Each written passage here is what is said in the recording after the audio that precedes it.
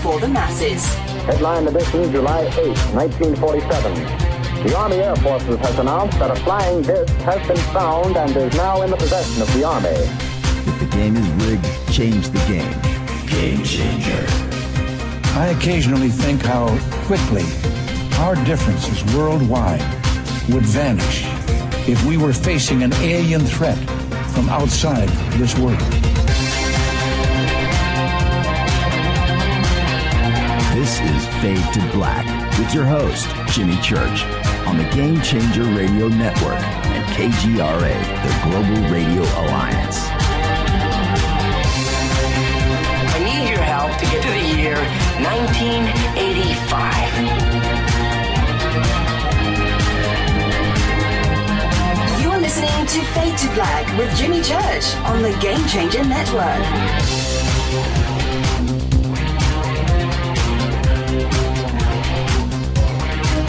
Good evening, Fade to Black, bespoke radio for the masses. Yeah, man. Today's Wednesday, January 24th, 24 days into the new year, just 341 days left. We are live from a bunker somewhere in downtown Burbank, California. And I would like to welcome everybody listening all around the world, all across the United States. Hither and thither, to and fro, back and forth, up and down, east and west, north and south, far and near. This is Fade to Black for KJCR, the Game Changer Network, and KGRA, the Planet. I'm your host, Jimmy Church. What is cracking? How you doing? All right, tonight, it's all Egypt all the time. William Henry is our guest, and he's here to talk about that chamber that was just discovered above the Grand Gallery in the Great Pyramid in Giza, and the Iron Throne of Osiris. Yeah, perfect evening. Can't wait. Tomorrow night is another Fader night, the No More Fake Newsroom with John Rappaport and open lines all night long. And then Friday, I'm over at Coast to Coast AM. I'll be sitting in for George Norrie. My guest will be Jason Martell, followed by open lines all night long. So you get 2 nights in a row of open lines with yours truly. So enjoy that. Man, I just love open lines. The fact that we do those back to back, right? Open lines over here on Fade to Black and head straight over to Coast on Friday night and do open lines over there. I just have to say, there is nothing cooler, really, and I'm serious about this, than taking that open line phone call. Unscripted, just go, any subject on the table. It is just a fun thing to do. I mean, seriously. Been doing it for years now. It's just so cool. It is. Man, I've got the best job in the world. Okay, I've got the best job in the world. William Henry is here tonight, and when it comes to Egypt, it is we here. Okay, this is what we do here. We do conspiracy, and underneath all things conspiracy, you've got UFOs, you've got false flags, you've got near-death experiences, you have ghosts, you have the paranormal.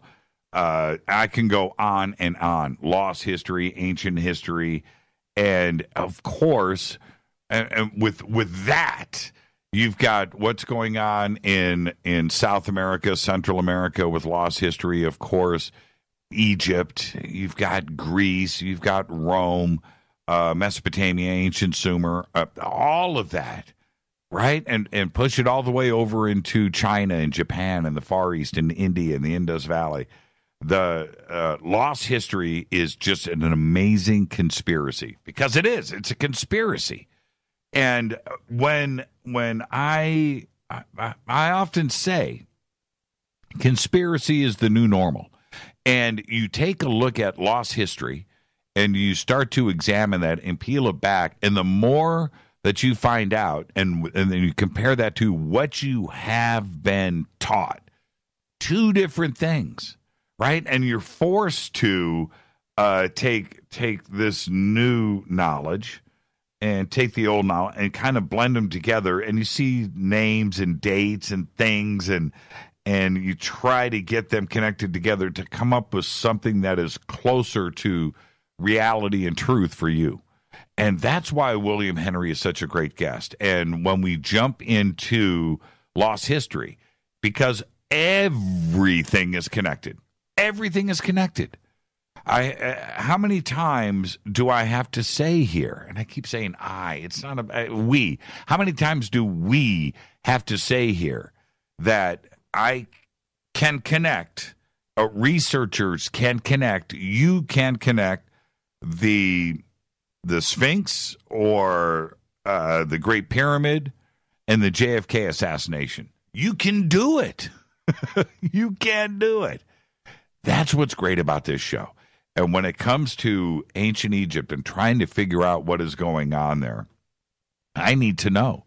You need to know. When things like what we're going to discuss tonight, the new things that pop up with Egypt, right? There isn't supposed to be anything to be discovered inside of the Great Pyramid. It's a closed book, right? According to Egyptologists, there's nothing there. Now we've got a new chamber that has been discovered, and it's big. It's over 100 feet long, 35 feet wide, 30 feet tall.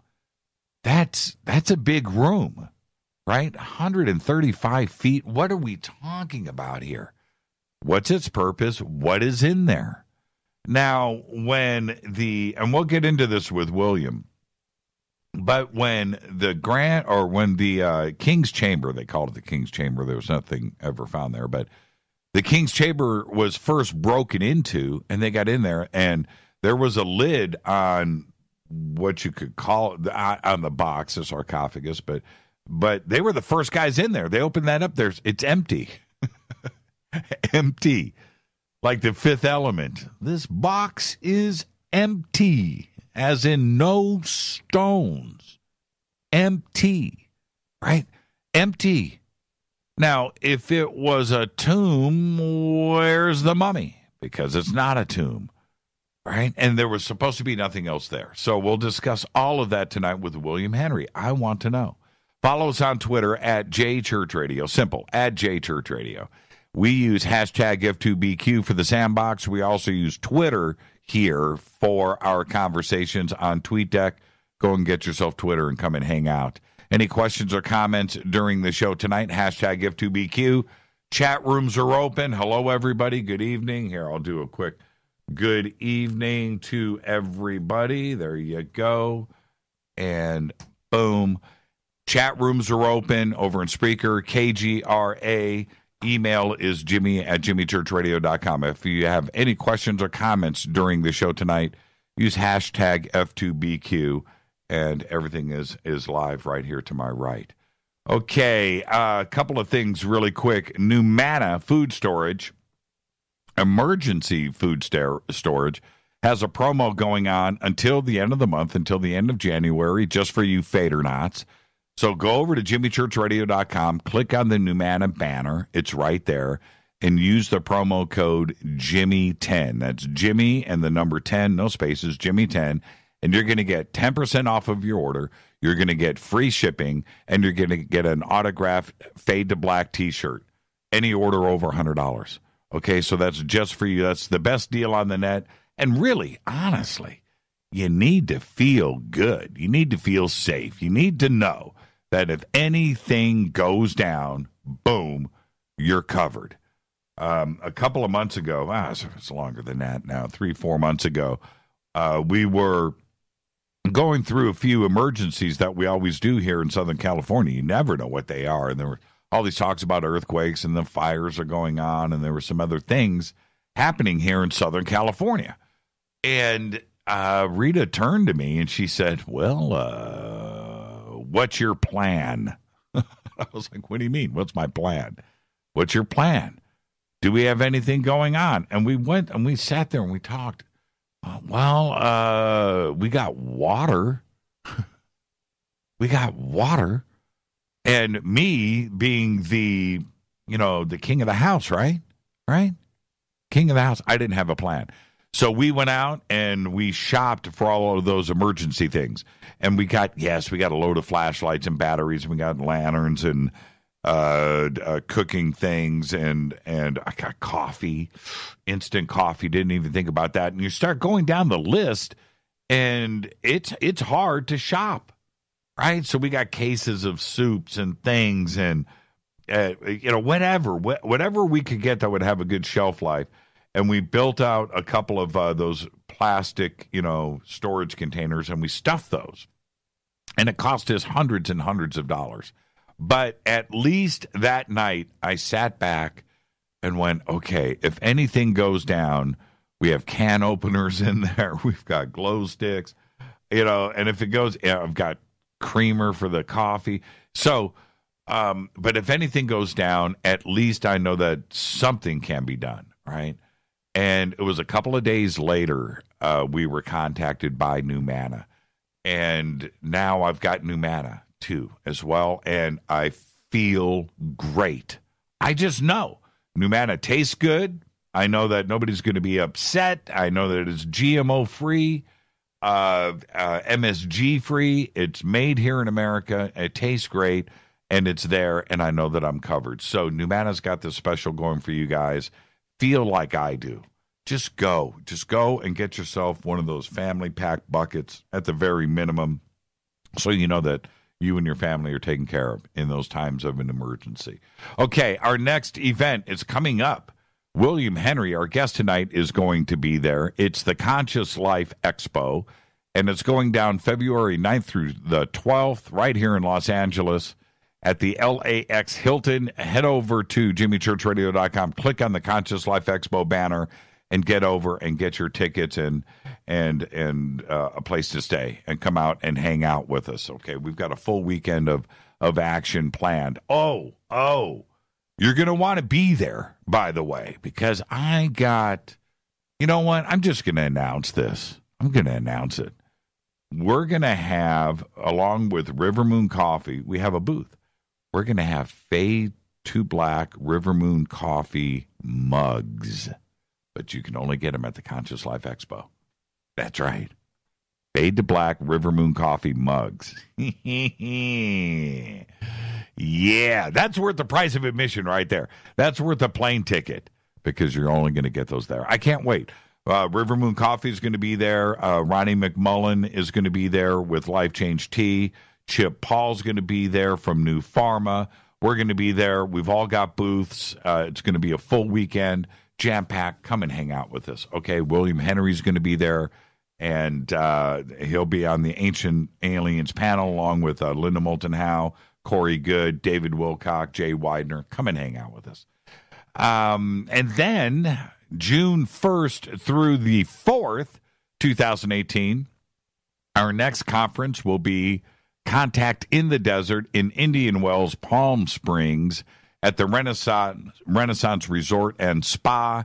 You can go to contactinthedesert.com. We've started to get things out there on social media, and we'll get stuff up on the website here very, very soon for everybody to go get your tickets and come hang out with us at Contact in the Desert. This year, it's not going to be in Joshua Tree. No, it's not going to be out in the dust in the open deserts. It's not going to be in Joshua Tree. It's in Palm Springs. And that Renaissance Resort and Spa is spectacular. So come and hang out with us. Also, they have, if you go to the website and check, they've got these fire pits. And I got the feeling that's where we're going to be hanging out. We're going to get us a fader, not fader pit. We're going to reserve one of those, and that's where we're going to be hanging out. And that will be June 1st through the 4th, 2018. Okay. Don't forget to subscribe to our podcast. Over 790 archive shows. Apple, Android, all platforms, just $2 a month. Okay? You can also become a Fader Not in our membership section on the site, and it's very easy, simple, and secure. You can get everything that you want. You can get the bunker cam. You can get commercial-free downloadable archives. downloadable, commercial-free archives. And you can elevate yourself all the way up to the Game Changer and get your Fade to Black gear, autograph hats, T-shirts, all of that stuff. And you can do that in our membership section. Okay, let's get this show cracking. Today, Neil Diamond is 77. Yeah, and he made the announcement. Happy birthday, Neil. He made the announcement a couple of days ago that he is retiring. He's got some health issues. I think, isn't it something like Parkinson's or something? Very, very sad to hear that. Neil Diamond is 77. Matthew Lillard is 48. Now, he's a funny guy. I like Matthew, but, he's Shaggy in all of the new Scooby-Doo stuff. But he was also great in the new Twin Peaks. He's also great in Bosch. And if you haven't seen Bosch, you should check that out. Watch all the seasons. Twin Peaks 2 as well, of course. But he was also really, really good in Halt and Catch Fire. And I don't know if you've checked that out. But I've managed to squeeze all of those seasons in. I haven't caught the new one, which was just released. Our dead guy's birthday today is, need a moment of silence, John Belushi. Yeah, John Belushi, 1949 to 1982. And as influential as he is and has been on cinema, comedy, and others, it's pretty crazy when you think about this. There's the Blues Brothers, Continental Divide, Neighbors, 1941, Animal House. That's it. That's it. A movie career that spanned just 3 years. 3 years, 1978 to 1981. It's unbelievable, isn't it? And Saturday Night Live, 1975 to 1979. That's it. It stops you in your tracks when you think about that. That's all there is. You think that there's a lot of Belushi out there. There is not. If you count a few other little side projects, but as far as movies go, that's it. Television, Saturday Night Live. That there's nothing else. 3 years. Unbelievable. All right. Yeah, on March 2nd, 1982, Belushi was found dead in his hotel room at the Chateau Marmont in Los Angeles.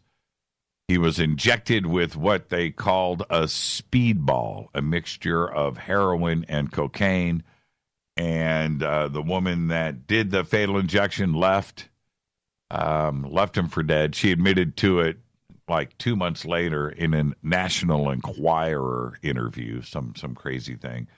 But there you go. That's it. That's it. Happy birthday, John Belushi. I hope you're up there listening. On this day in history, OTD, 1972, after 28 years of hiding in the jungles of Guam, local farmers discover Shoshi Yokoi, a Japanese sergeant from the Japanese army who was unaware that World War II had ended. And I know what you're thinking of. You're thinking of that famous episode of Gilligan's Island, right? When they find a soldier on the island, they didn't realize, okay, well, enough of that. But it's a true story. It really happened in the jungles of Guam on this day in 1972. Fader fact. Everybody knows how much I love Frank Zappa and my music. Frank Zappa, top of the heap, king, right? For me. Just a couple. I got Frank Zappa. I've got Elvis, Yngwie, Eddie Van Halen, Dimebag Darrell, Randy Rhoads. I've got my little thing that I do when it comes to music, right? Steely Dan. But this is a fader fact that involves Frank Zappa. The album Jazz from Hell by Frank Zappa was sold in stores with one of those parental advisory stickers on it, despite the album being completely instrumental. No vocals. Figure that one out, and that is a fader fact. All right, tonight, very special guest with us. William Henry is here to talk some Egypt and the Iron Throne of Osiris. Reminds you of what? Yes, it does. Game of Thrones, doesn't it? We'll be talking about that in a few short minutes. Tomorrow night's another Fader night with John Rappaport and his No More Fake Newsroom live, followed by Open Lines all night long. This Friday, I'm over at Coast to Coast AM. Open Lines all night long with my guest, Jason Martell. So it's a full week here. And then Saturday, everybody, I'm going to be over at the NAMM show in Anaheim.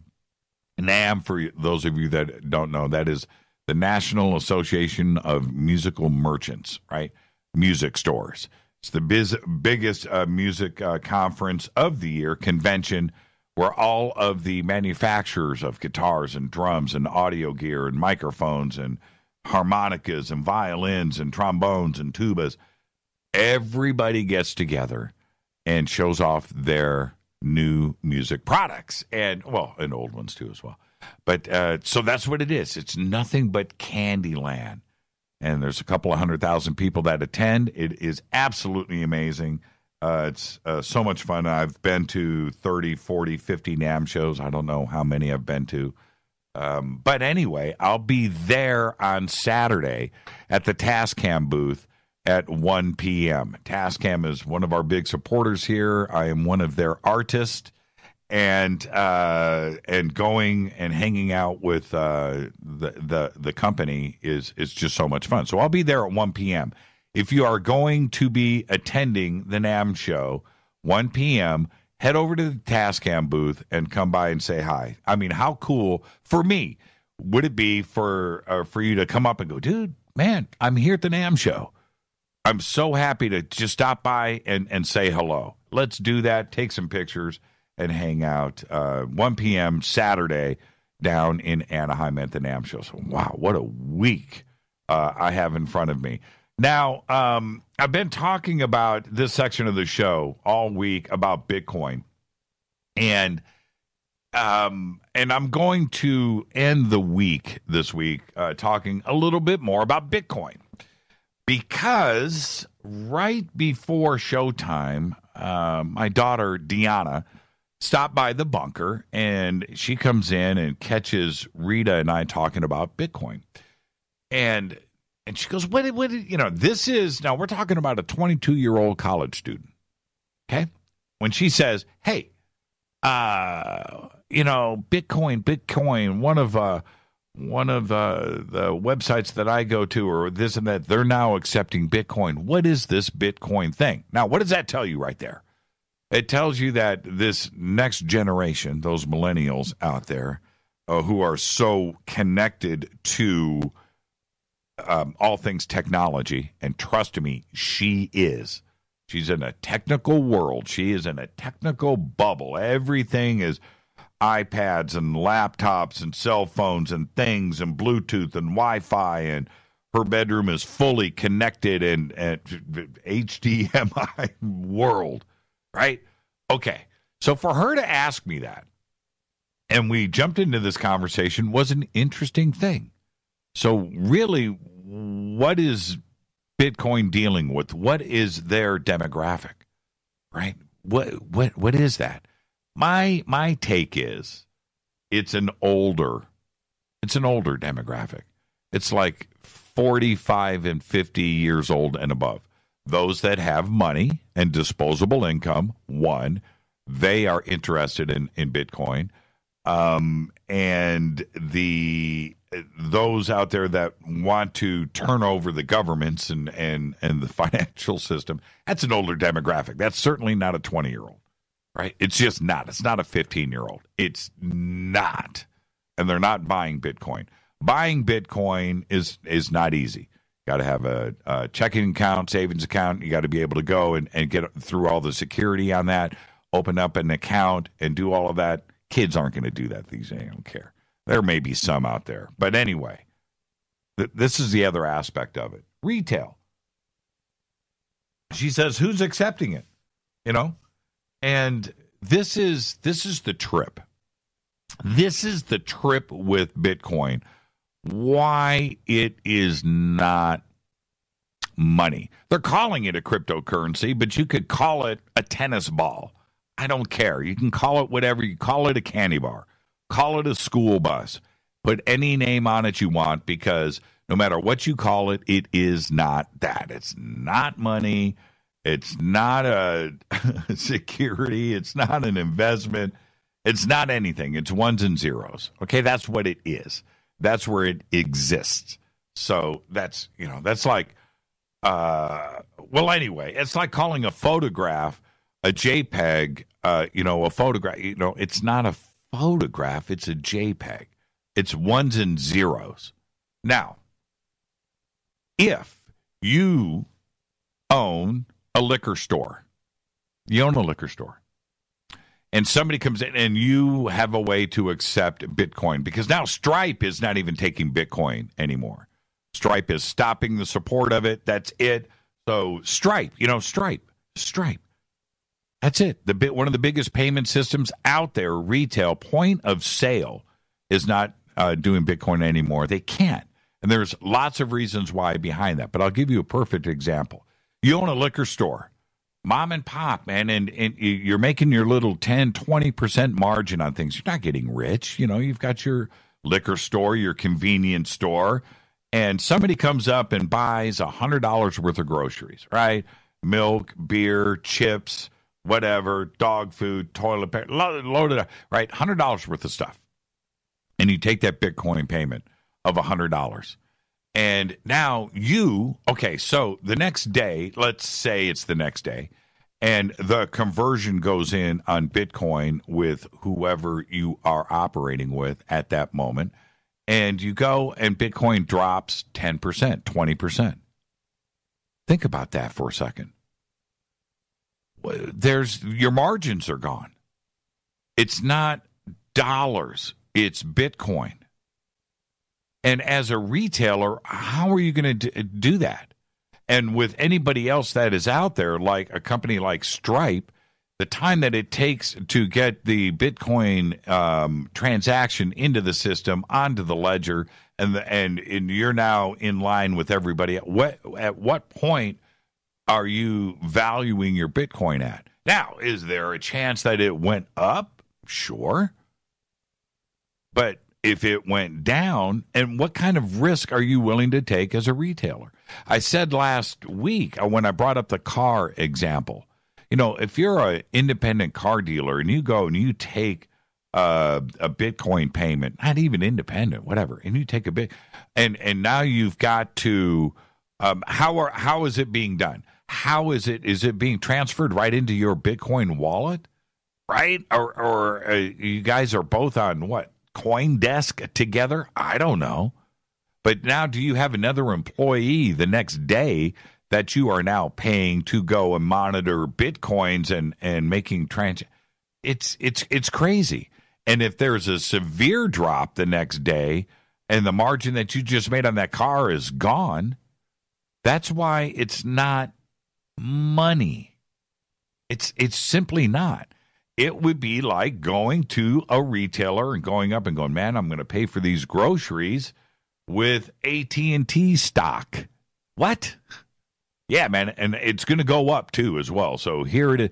Well, why are you giving it to me if it's so valuable, that stock that's actually going to go up? And if Bitcoin is so valuable, why are you going to pay me with it? Why don't you just hang on to it? Why don't you just give me dollars? I understand dollars, the kind of money that folds. Why don't you just give me that? You hang on to your Bitcoin if it is all that.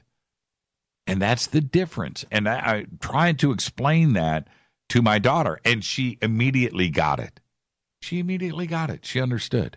All right, so that's it. I'm closing the book on Bitcoin for a while. I'm just done. I'm done. I'm going to talk about Bitcoin in 1 year. Okay? 1 year, Bitcoin, right here. We'll pick it up from there, and we'll see. But until then, that's my take. It's not money. It's not stock. It's not anything. It's a tennis ball. It's Beanie Babies. I just saw that.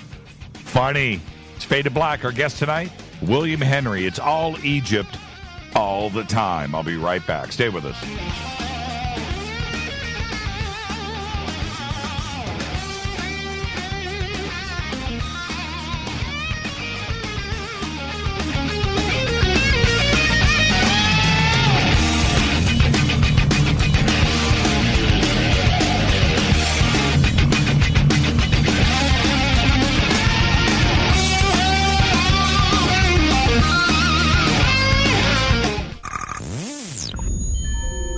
You're listening to Jimmy Church, Fade to Black. Fade to Black will now pause for alien identification.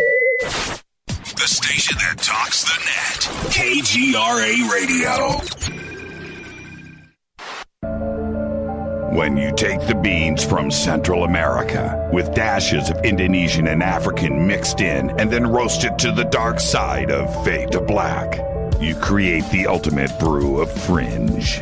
Introducing the Fade to Black blend from Rivermoon Coffee. Yes, Rivermoon's darkest customized roast was created for the love of Fade to Black. The alchemy of masterful roasting and smoking the beans is in every sip of this full-bodied, dark Java. I need my coffee dark, deep, with distinct bittersweet chocolate highlights, just like the bunker. Leaning further into the darkness of the roast is Fade to Black blend from Rivermoon Coffee. Just click on the banner at jimmychurchradio.com and use the promo code F2BBLEND for 15% off of your order today. Go Beckley Teppy. Natural Health Solutions with Chris and Ronnie. Hey, Ronnie, how you doing? Great, Chris. Now, you're the CEO of GetTheTea.com, right? Yes, I am. What is GetTheTea.com? I mean, is this tea you buy in a store? Well, no, it's not. Life Change Tea is just that. Life-changing. Life Change Tea is an herbal tea that gently cleanses your body from intruders. What do you mean by intruders? Well, intruders are toxins, chemicals, GMOs, heavy metals, and more. They're in our food, in our water, in our air we breathe. Seriously? Yeah, seriously. And Life Change Tea will help you with removing these, as you say, intruders? That's right, Chris. Are there side effects with this tea? Well, you might lose a little weight. When you clean your colon, you lose weight, you feel better, and you have more energy. Wow. Ronnie, where can people purchase Life Change Tea? Oh, that's easy. GetTheTea.com. That's GetTheTea.com. Ronnie, I want to thank you for being on the show.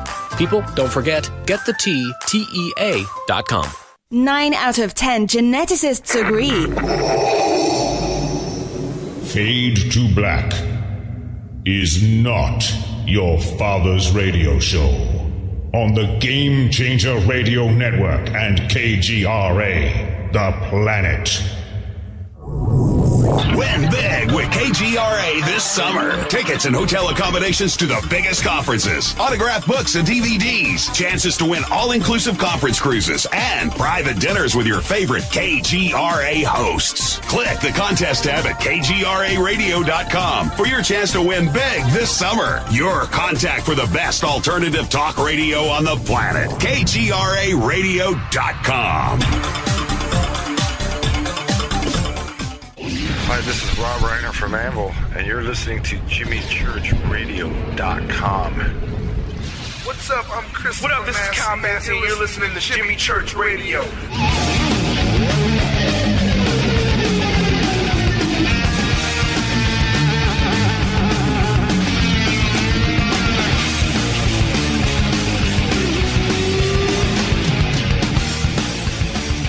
All right, welcome back. Fade to Black. I'm your host, Jimmy Church, on the Game Changer Network and KGRA, the planet. Tonight, William Henry is here, and I decided right before showtime to blast this out also onto YouTube. So hello, everybody out there. And because it's a show for me, I get to do what I want to do, and it's Egypt. Nobody better than William Henry, Nashville-based author, investigative journalist, TV presenter. He's internationally recognized as an authority on human spiritual potential, transformation, and ascension. The spiritual voice and consulting producer of That's right. Ancient Aliens and host of the Gaia TV series, The Awakened Soul, The Lost Science of Ascension, and Arcanum. Along with his wife, Clare, William Henry is your guide into the transformative, sacred science of human ascension.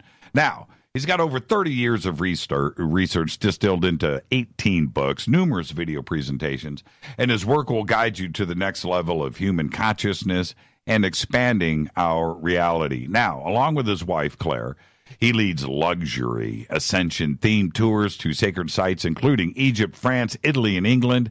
And tonight, we're going to discuss the recent discovery of that chamber above the Grand Gallery in the Great Pyramid of Giza and the Iron Throne of Osiris. Now, last week, this announcement, I think it was last week, we'll talk to William about this, it might have been the week before, about this and this Iron Throne, and it not only intrigued me, but it took off around the web. And we'll also undoubtedly jump into the recent days of disclosure and what that means to our community and the world. I'd like to welcome back to Fade to Black, William Henry. William, good evening. Good evening, Jimmy. How are you doing? I am doing You know why I am fantastic besides hearing your voice? You know why I'm fantastic? Why is that? I'm going to see you and Claire in 2 weeks. At the Conscious Life Expo, Los Angeles. Can't wait. I cannot wait. Are you ready? Absolutely. Yeah, it's such an exciting event. It's always good to see everybody, and it's kind of the kickoff for the year, really. It just gets everybody just plugged in. You know, you're right, though. It is the beginning of conference season. I didn't even look at it in those terms, but it does. It tends to kick off right here in L.A. Yeah. And it's a huge event. I mean, it's grown. They've done such an amazing job over the years and bring in really awesome speakers. I'm always thrilled to be invited every year and participate. So looking forward to seeing everybody there. And once again, we'll be doing the Ancient Aliens panel together. Looking forward to that. Absolutely. Yeah, lots to talk about, that's for sure. Now, okay, let's push Egypt off for a few minutes. I want to talk about Ancient Aliens, if I could. Sure. Okay, you posted some pictures. I think it was you. You might. I don't know if you're the guilty party here. You got my attention. I'm going, what did I do? About to open my website or wherever it was. Right. Well, no, I think you were hacked by Anonymous, and they got into your iCloud account. And, but anyway, you posted. There were some pictures that were going around. Let's do it that way. Of you and Childress and Tsoukalos. And there was a fourth in the picture. Maybe it was Jason Martell. I'm not sure. It was Bill Mummy. Oh, Bill Mummy. That's right. From Lost in Space. That's who it was.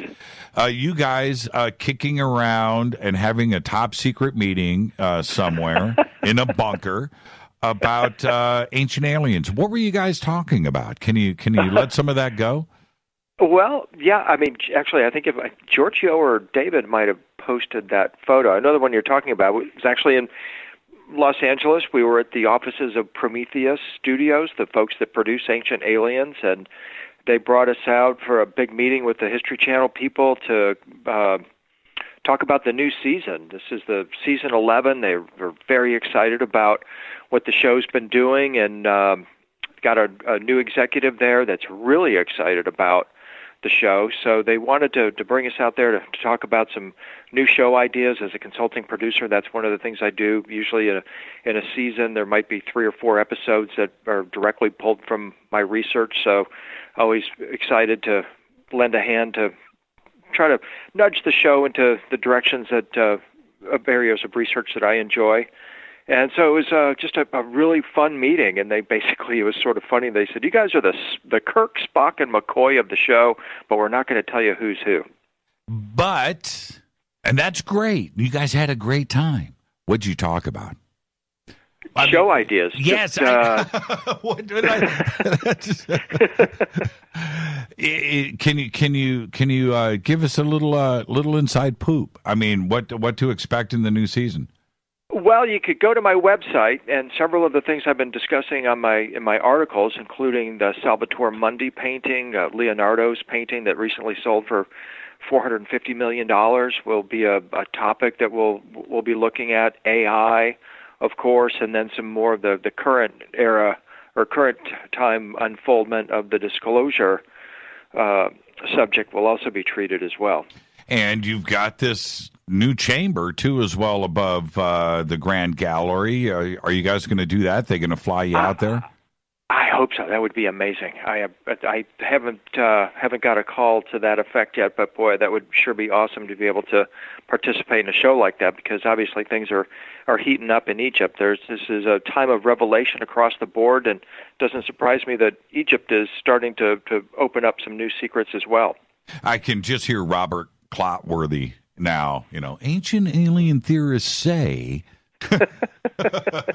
I know. It's funny. When we had this Alien Con a couple of years ago, 20,000 fans came together in Santa Clara for Alien Con.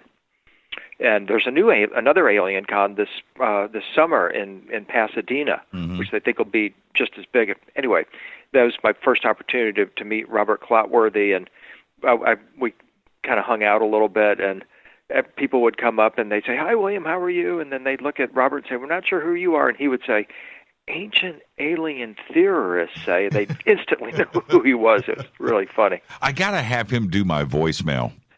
There you go. I wonder how many people ask him to do a voicemail message. I bet you that, I don't think I'm planting a flag there. Yeah, he's a great guy. He's actually an actor, too. I didn't know that. Yes. He is yeah. Yeah, we've had him on the show, and the show was great. But I've got to say this: talking to him one-on-one, that is one of the coolest dudes on planet Earth. He is. You know what I mean? He takes cool to a whole nother level. He really does. Yeah, for sure. Yeah, a very down-to-earth guy. Well, let's talk about the gift that keeps on giving, which is Egypt. This discovery, which I don't think shocked those in our community. We always have known that there's more to discover there, and certainly inside of the Great Pyramid. But those Egyptologists out there have said that there's nothing more to discover inside of the Great Pyramid. But boy, they were wrong, weren't they? Oh, absolutely. I mean, there's been very informed speculation for a while now that, well, of course, we know that there's room for 47 rooms the size of the King's Chamber inside the Great Pyramid. So we've traditionally dealt with one. You go up the Grand Gallery, you go into the King's Chamber, you have the relieving chamber above. Well, the King's Chamber is about 30 feet long and about 15 feet wide.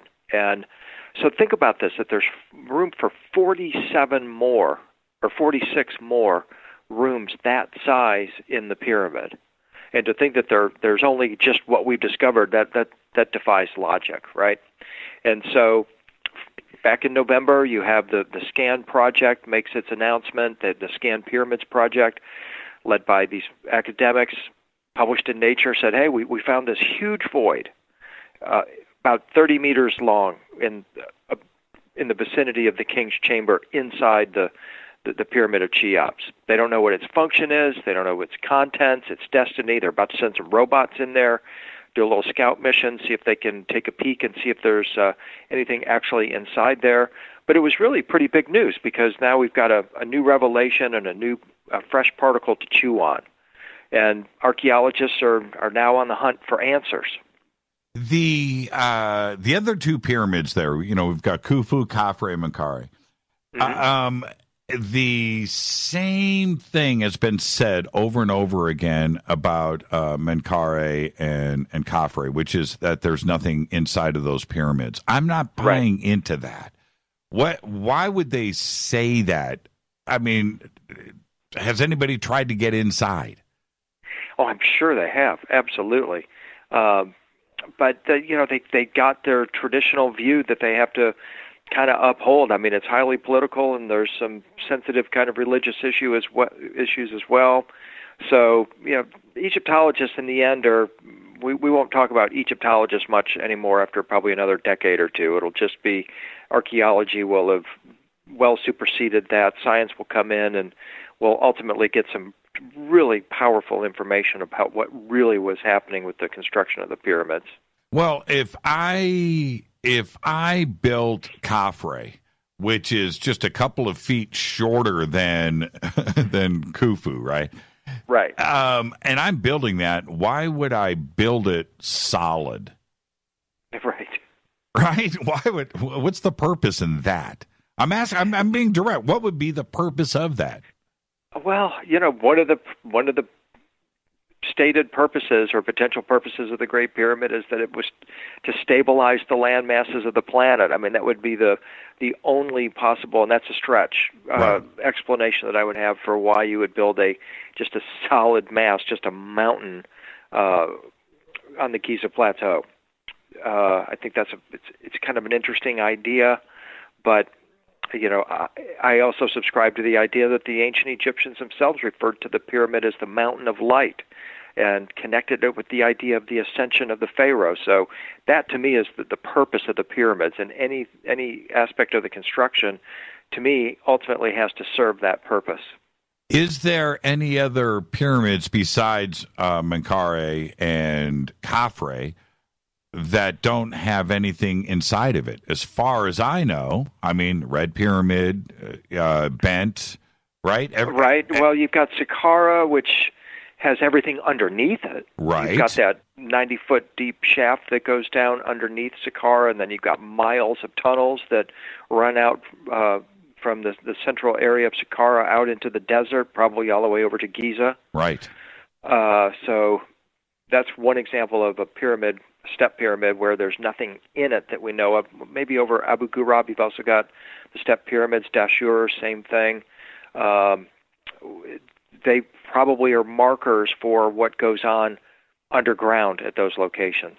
But there's something to them, right? Exactly. I just don't see Khafre as being solid, or I don't understand it. And it's huge, it's massive, and you look at it, and it's just solid blocks. I'm not buying into. I'm just not, and especially when we know now what we know about the Great Pyramid, it's full of stuff. I mean, there's 3 chambers in it that we know of. You have the Grand Gallery. We have this new chamber that has been discovered, and probably more there, right? There's been other, with the scan project, there has been some other anomalies found. So we know that there's a lot to it. And Khafre is sitting right next to it, just as big, just as magnificent, but it is allegedly just solid blocks, and I'm not buying into it. No, it'll be very interesting if they turn their science on it and make it transparent, basically like the Great Pyramid, and I hope they do. Now, let's go to this news announcement that came out in mass media 2 weeks ago about this Iron Throne. And of course, Game of Thrones comes to mind immediately, right?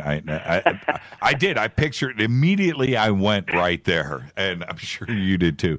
But the Iron Throne. Before we get to Osiris, what is the legend behind the Iron Throne? What is it? Well, it's from the pyramid texts, and these are, of course, the texts that describe the transformation of the pharaoh into a being of light. And in the pyramid text, it says that the pharaoh, before reaching the stars of the north, will have to pass the gates of the sky and sit on his throne of iron. So you have this Italian archaeoastronomer, his name's Julio Magli, who takes this information about this void or this chamber in the pyramid and gets this big aha moment that, wait a minute, I think that the Iron Throne is in that chamber, which is a huge leap in a way, but at the same time it does make a bit of sense in light of the pyramid texts, which talk about, as I say here, that the transformation of the pharaoh and his ascension.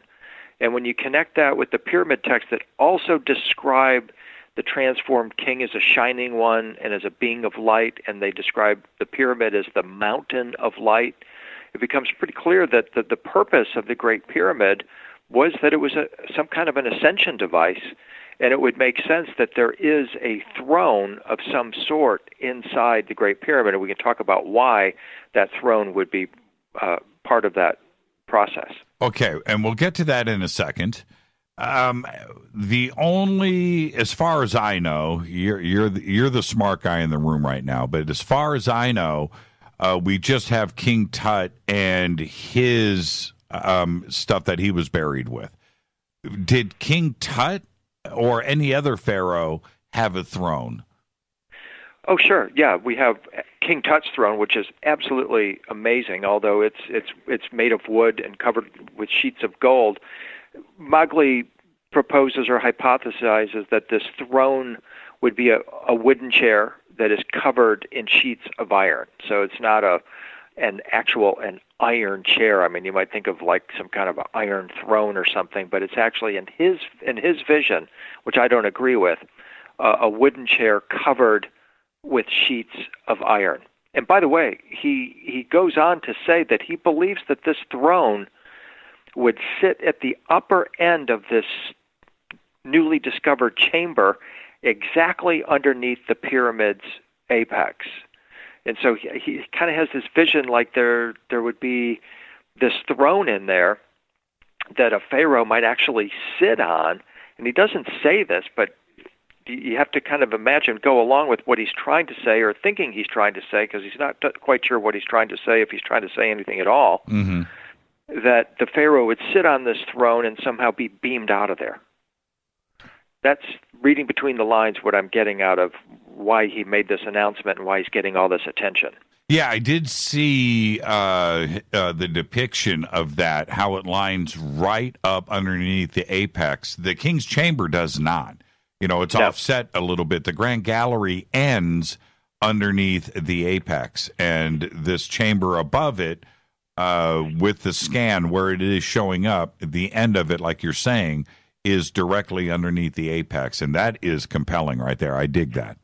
It's very compelling, and you have an academic that's saying this, and normally academics have to back it up with something, and he so far hasn't put forth any kind of proof or evidence to support his hypothesis, but he's just kind of out there running around saying it, and the mainstream media is giving him a lot of rope. And so it's kind of interesting that they're allowing this line of speculation.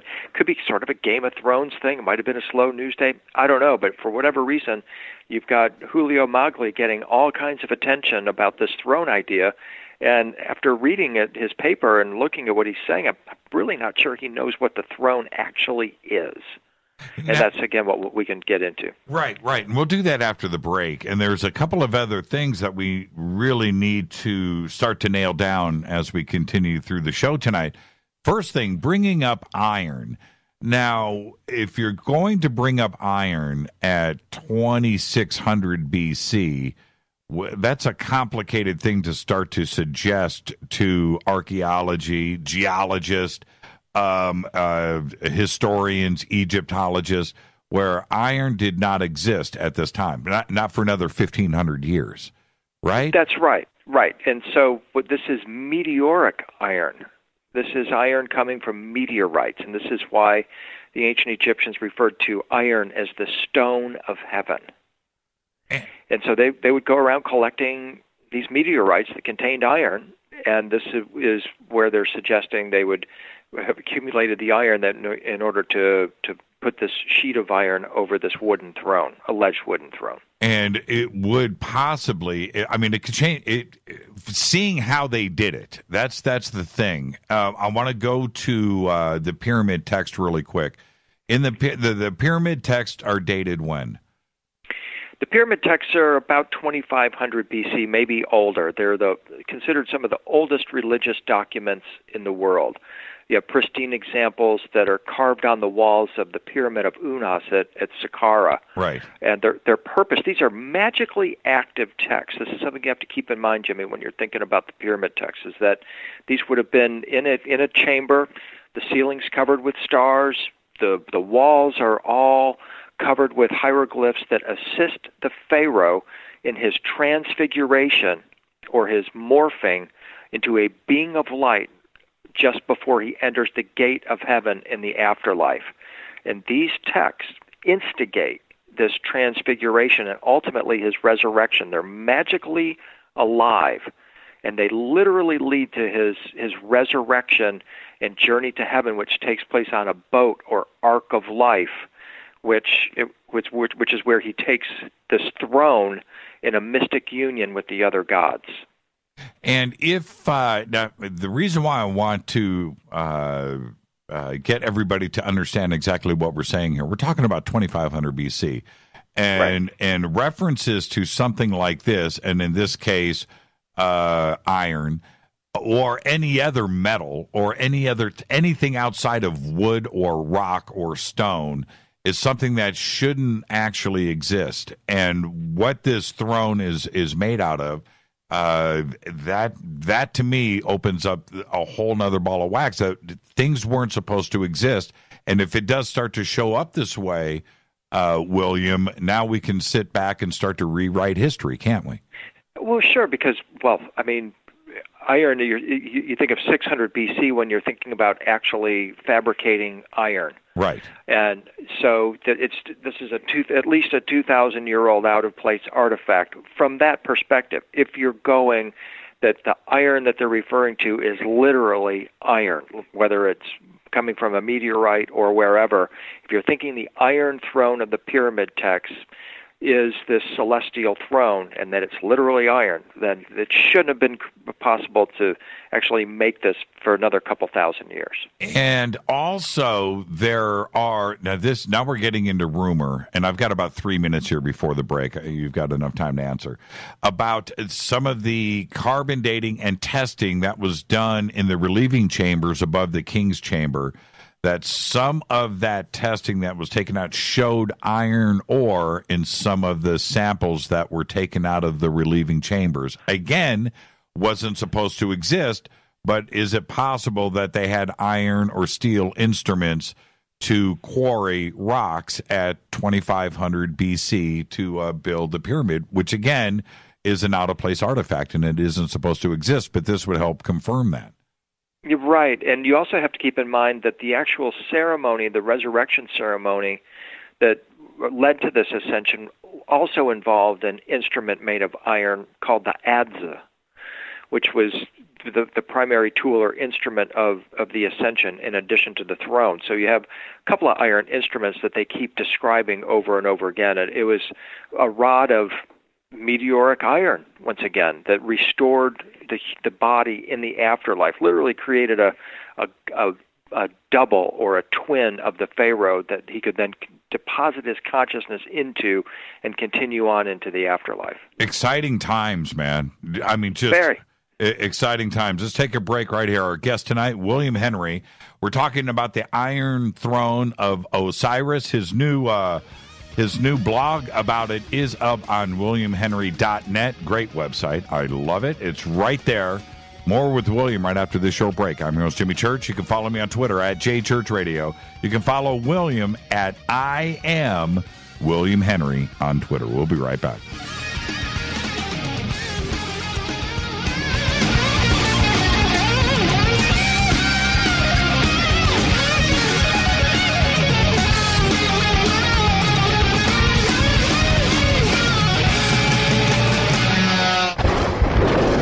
This is Fade to Black with Jimmy Church on the Game Changer Radio Network and KGRA, the Global Radio Alliance.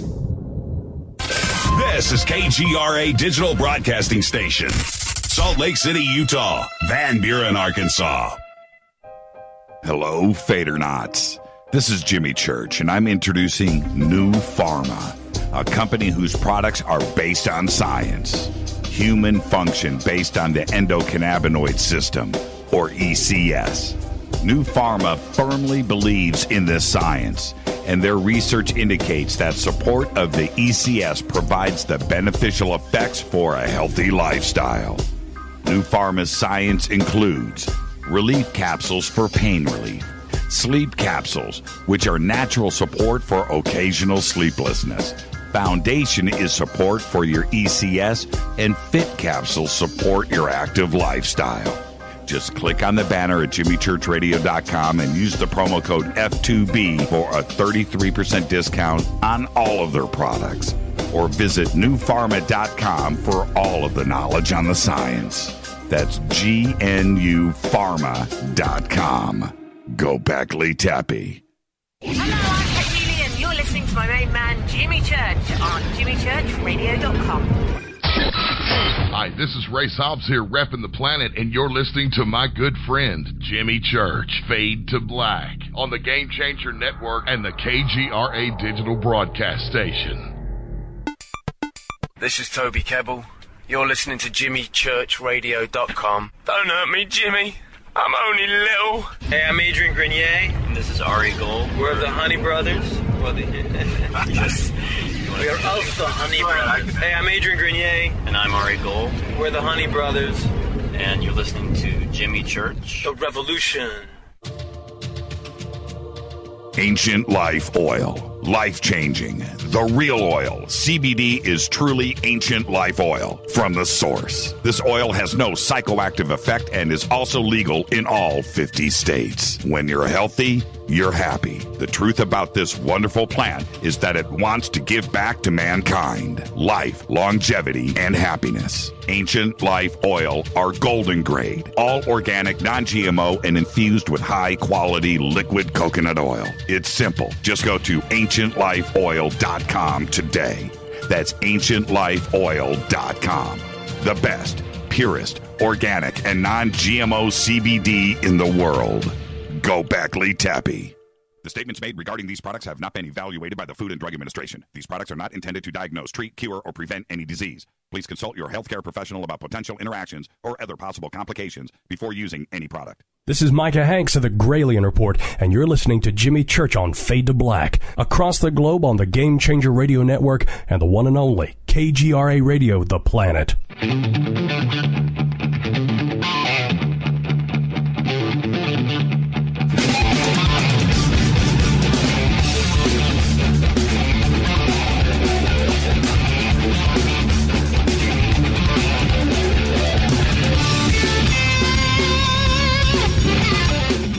All right, welcome back. Fade to Black. I'm your host, Jimmy Church. Our guest tonight, William Henry, and we're talking about the Iron Throne of Osiris and the newly discovered chamber above the Grand Gallery in the Great Pyramid in Giza.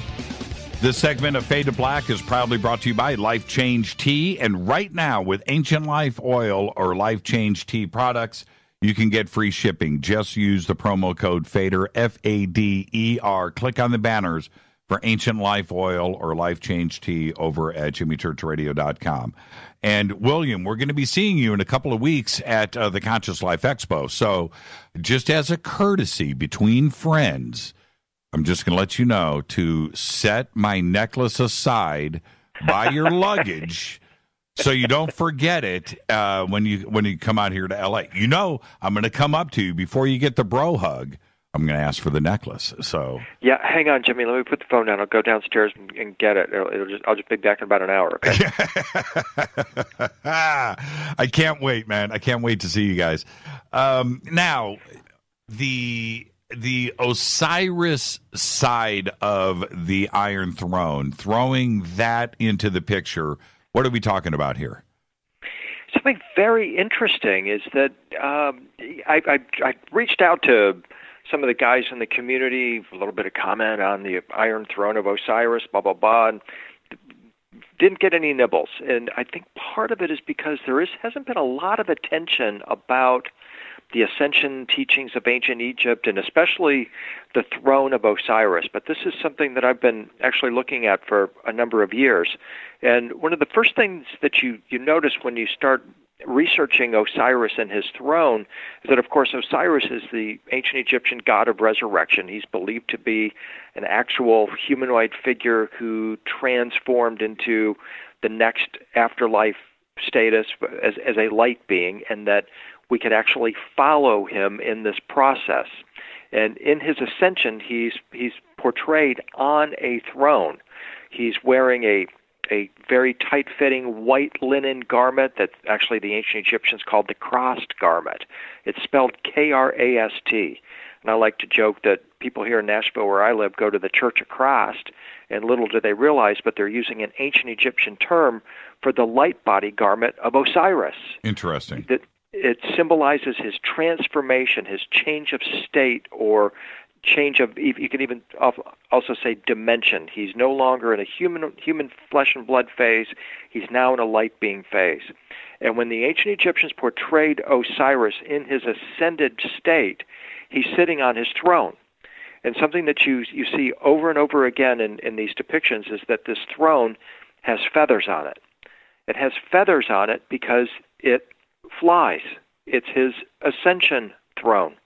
And so when we're talking about the iron throne of Osiris, we have to interpret it in light of meteoric iron, but we also have to be willing to look at it from its metaphorical perspective as well, that this throne is iron and it is feathered. It's an ascension throne, but is it literally made of iron? This meteoric substance that the ancient Egyptians collected and said was the stone of heaven, which, by the way, there was a wonderful British author named Alan Alford. Sadly, he died really young. He was only 50 when he died about 10 years ago. And he was absolutely sure that Osiris and this iron that they collected actually came from an exploded planet. And this, of course, he was riffing on the Saqqara-Sitchin hypothesis of Nibiru and smashing planets, and that it ultimately this iron was sourced from this smashed planets, which is kind of interesting. It's worthy of consideration, but it takes us off the track of the ultimate purpose of this throne, which is that it is some kind of an ascension vehicle. That's its purpose. It was designed to transform the Pharaoh. It's part of this resurrection process. When the Pharaoh would sit on this throne, he would be transformed into a star or a star being, a light being. The pyramid texts refer to this over and over again, that the king has become a star, that his soul has become a star, that he now lives in Orion with Osiris.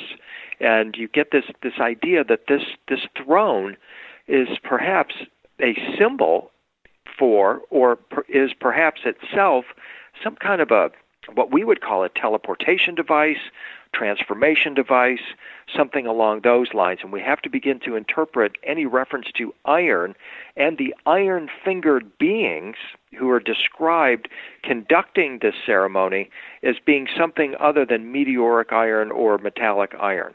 And this teleportation, right, this conversation, wouldn't it be interesting if we continue to find no bodies? Right? Yeah, right? King's Chamber's Absolutely. empty, right? And we get into this new chamber. We find the throne. It's lined up with the apex, but there's no body. Exactly.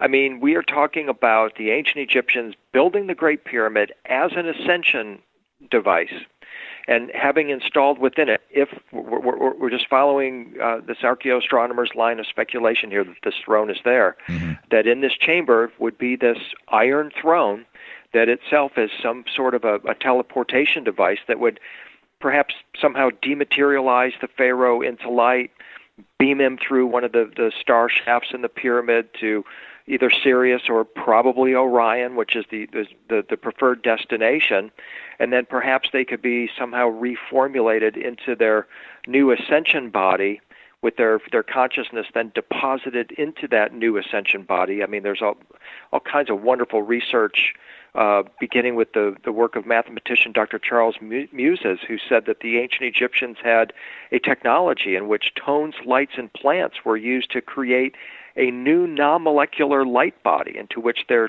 consciousness would be deposited at the time of their ascension. Well, as this process is taking place, they are sitting on this iron throne, and the pharaohs are always depicted in their ascended form sitting on this feathered throne, which is also we're said to be made of iron, and it is part of a whole kit of ascension tools that the ancient Egyptians spoke of in quite a lot of detail. And we get into the chamber. There's nothing left but like his sandals, right? It would probably be hair, toe, and fingernails, which have no nerves to be transmuted, at least according to Tibetan rainbow light body teaching. Exactly what I'm talking about. Wouldn't that be funny? And I'm not making light of this either. I am being very, very serious. The research that you've been doing about this, you and Clare have been talking about not only the thrones, but this type of device and teleportation and ascension for quite a long time. And now you're going back and visiting this in a good way because it's sort of vindicating what you've been talking about. Yeah, exactly. And if people, if listeners want to go check some of this out, they can go to my website, williamhenry.net. I've got my recent post on it called The Great Pyramid and the Iron Throne of Osiris. But as you mentioned, Claire and I, we had a program on Gaia TV called Arcanum. And one of the episodes that we focused on were the ascension thrones of the ancients, where we talked in detail about Osiris's ascension throne, his feathered ascension throne. And in addition to that, I wrote a book called The Judgment Day Device, and I have a documentary about it that's also available to watch for free on Gaia. You can go to my website, look at the Osiris Throne article, and there's a link in there to watch the Judgment Day Device video for free on Gaia. And it's an expose that goes into detail about these ascension thrones and links them with contemporary prophecy, which is extremely eye-catching to me, that all of a sudden we're talking about not just Game of Thrones, but we're talking about Osiris's throne, because ultimately, if an end-time type of scenario is unfolding right now, as many people believe it is, this throne is the centerpiece of these prophecies. And so it was just one of those kind of eye-popping moments. It's like, wait a minute, okay, here we are in Newsweek and Time and all these mainstream publications talking about the Iron Throne of Osiris potentially being inside the Great Pyramid. And I'm thinking, yeah, well, there's several intelligence agencies that are right now trying to find that throne, and you can bet your bottom dollar that they're now turning their eye towards the Great Pyramid and wondering, I wonder if it's actually stashed in there. Did everything that you have presented in the past, well, everything is loose. I don't mean it quite literally, but did everything that you presented in the past line up with what Mugli was proposing in this press release? Absolutely, because one way that it lined up, Jimmy, was that this throne, when we think of this throne, we think of Osiris having this throne. We also think of King Solomon having this throne, his fabulous flying carpet, right. Solomon's magic carpet. He was sitting on his throne when he's on that carpet. It's actually the throne that flies, and the carpet just happens to be attached to it. And there's just huge amount of, especially academic interest in where is the throne of King Solomon? Will they be able to find the throne of Solomon? It's part of biblical prophecy and Jewish legend that the throne of Solomon will be recovered. And there are some very interesting lines of thought that say that Solomon's temple, the original Solomon's temple, is the Great Pyramid itself. And what if the throne of Solomon is in the original Solomon's temple, the Great Pyramid? So I'm looking at this Jewish legend and thinking about the throne of Solomon, connecting it with the throne of Osiris. Both are ascension thrones. They're both described as having these teleportation-type qualities, transformation of the king or pharaoh that sits on it, all that bit. And thinking, well, it's possible that the Great Pyramid is the resting place for Solomon's throne. Now and all of this eventually moves into the Stargate side of things, which is something else that you have been talking about for a very, very long time. But this is now starting to open up those doors too, and they're going right in order. Boom, boom, boom. Absolutely. I mean, it's almost as if a big reveal, the big disclosure, which we're always talking about, is really just on the horizon. And I've always advocated that we're not going to have true disclosure until we bring in the knowledge of ancient Egypt, especially about spiritual transformation and and how they actually used the pyramid as a gateway to the stars. That's something that I think a lot of people intuit. They love the Stargate movies and this premise that the pyramid is actually a Stargate, but there's actually a lot of science and a lot of mythology behind that to make that claim. So always excited when the Great Pyramid is in the news, and now even more excited when we're talking about the throne of Osiris possibly being in that pyramid. When I want to talk about Saqqara and Giza, to me, and this is, I'm starting in my research as I move along here, this is how I feel. I feel like it's almost the same place. Okay, and they are so close together, and until you look at it on a map or start to examine this, I don't think that we should separate the two of them so much anymore. I'm feeling like that entire area of the Nile was just one big ceremonial, very important location. Yeah, Stargate Saqqara, absolutely. Dedicated to the god Ptah, very important figure in ancient Egyptian lore. They say he came from Sirius, that he was the god that fashioned the bodies of men. He's their god of technology. Not only did he fashion the human body, which sounds something like he tweaked our DNA, just so happens he has what most people today with a genetics background could easily identify as a double helix in his hieroglyph, although just because there's a double helix in his hieroglyph and because the ancient Egyptians said he fashioned the human body, Egyptologists can't even remotely come close to saying that he knew anything about genetics, because of course we know the ancient Egyptians knew nothing about genetics, like they knew nothing about a lot of things. But here he is, Ptah, with the double helix in his hieroglyph, the claim that he fashioned our DNA. Ptah was also a blacksmith, which is important to our conversation. He was a blacksmith.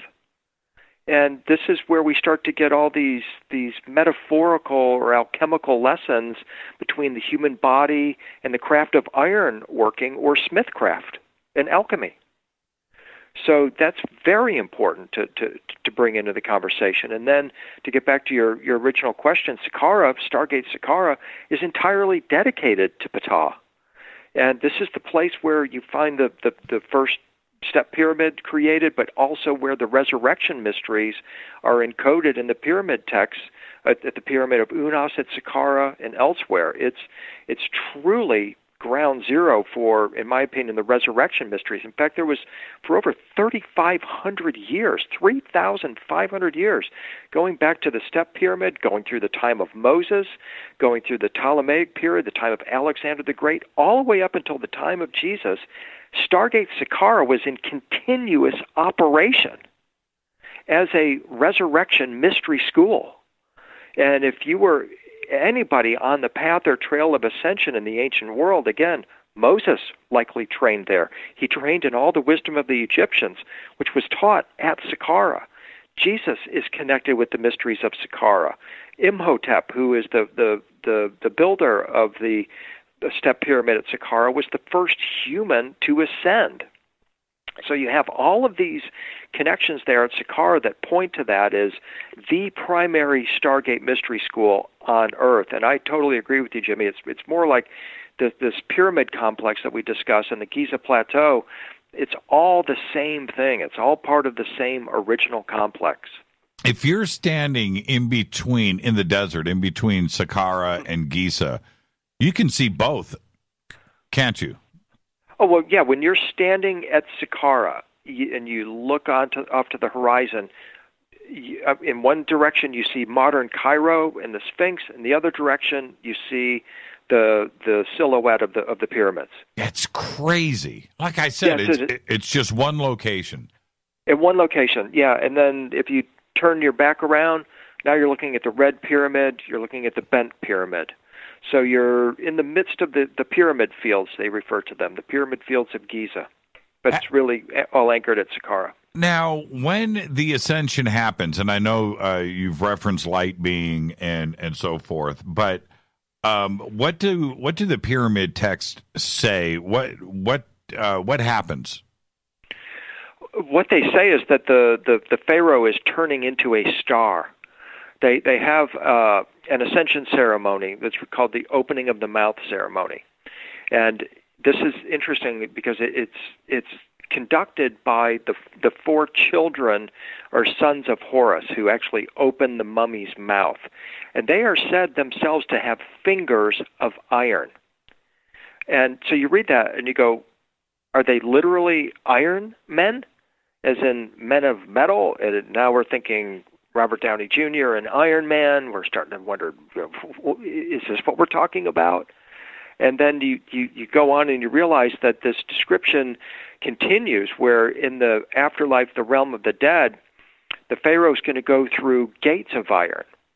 And that the field or dimension of the blessed, which they call the field of reeds, also has iron walls. And then you have, of course, the iron throne of Osiris that is located in this realm of the dead, which they called the Duat. And the idea then is that the body of the resurrected Pharaoh and the throne are then said to be made of exactly the same celestial substance, iron. So iron, I don't think, is literal here. When they're talking about this transformation of the Pharaoh into an iron man, they're not talking about turning him into a man of metal. It's metaphoric language that's talking about his deification or his metamorphosis into a celestial substance called iron. And what's interesting about this, Jimmy, and I wrote about this in my blog, and I've been looking at this for a long time as well, is that in the Jewish mystical tradition as well, they talk about the angels as having feet of iron. So you get this picture in a kind of archaic sense that you're talking about like the Tin Man of the Wizard of Oz or something. These angels or gods clunking around in these iron suits, but that's not the truth of it. That's not the case. Iron is a symbol for the resurrection bodies, the light bodies of these higher dimensional beings. Call them angels as they do in the Jewish tradition, call them the sons of Horus as they do in the Egyptian tradition. It's a term that refers to a celestial substance out of which the throne, the gates of heaven, the walls of heaven, and the bodies of the inhabitants of heaven are composed. And by the way, as I say in my blog, it's no coincidence that Christ rules with a rod of iron in the book of Revelation.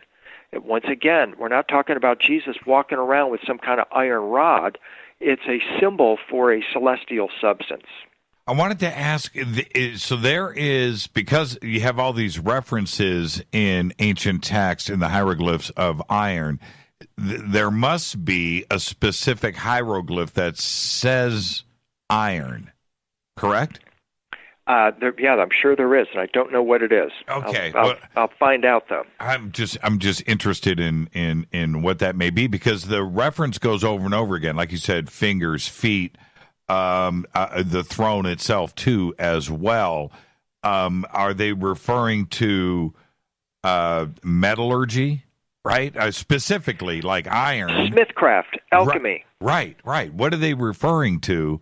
That's fascinating. And could it be, now this is where, we're hypothesizing here, but maybe they needed some type of protection from something on their hands and feet, right?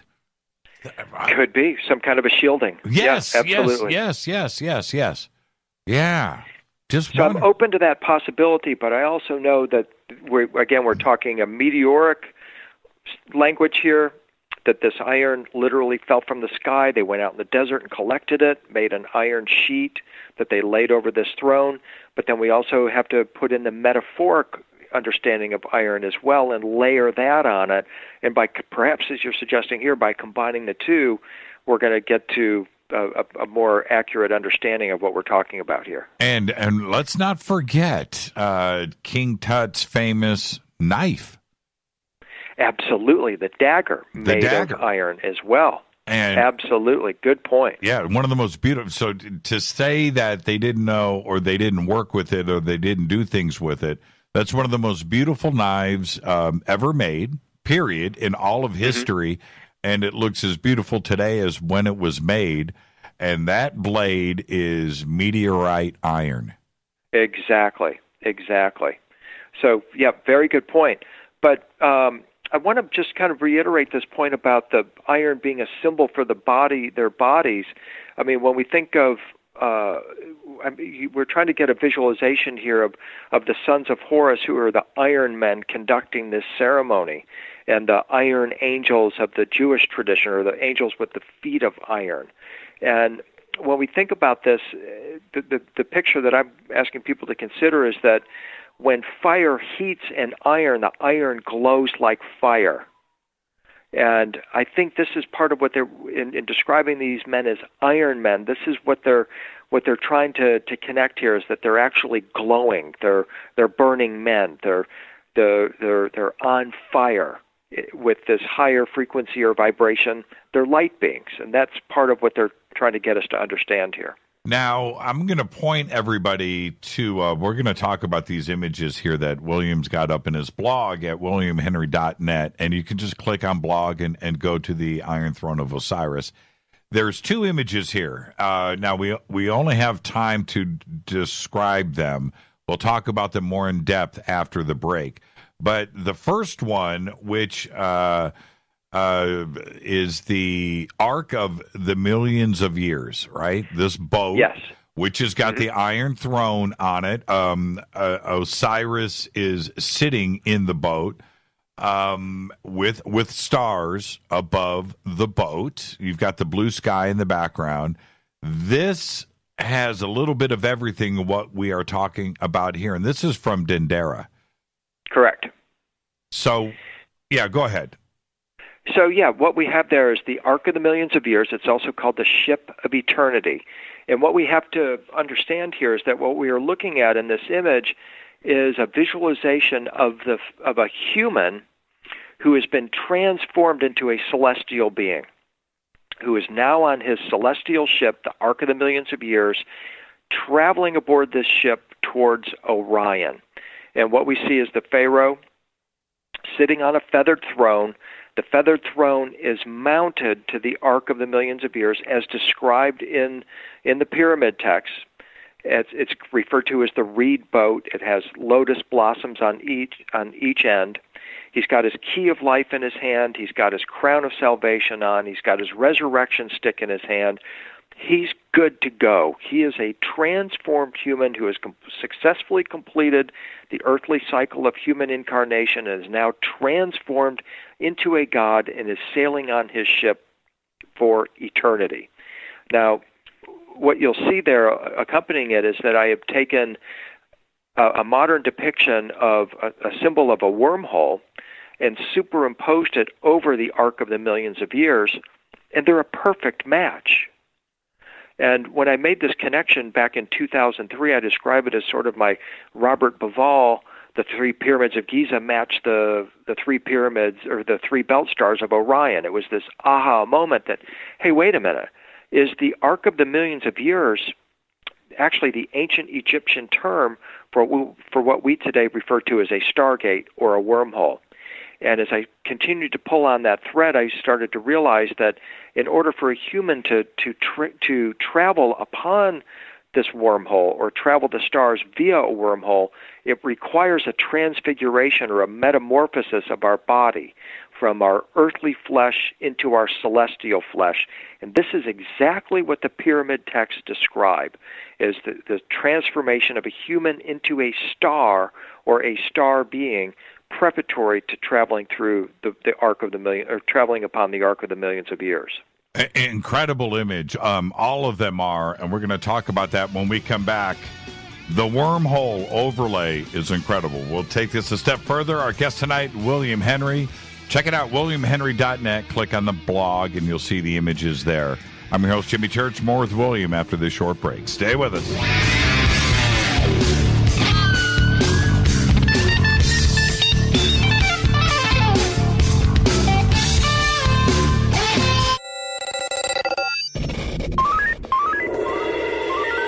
Way out here, we listen to Jimmy Church. You're listening to Fade to Black.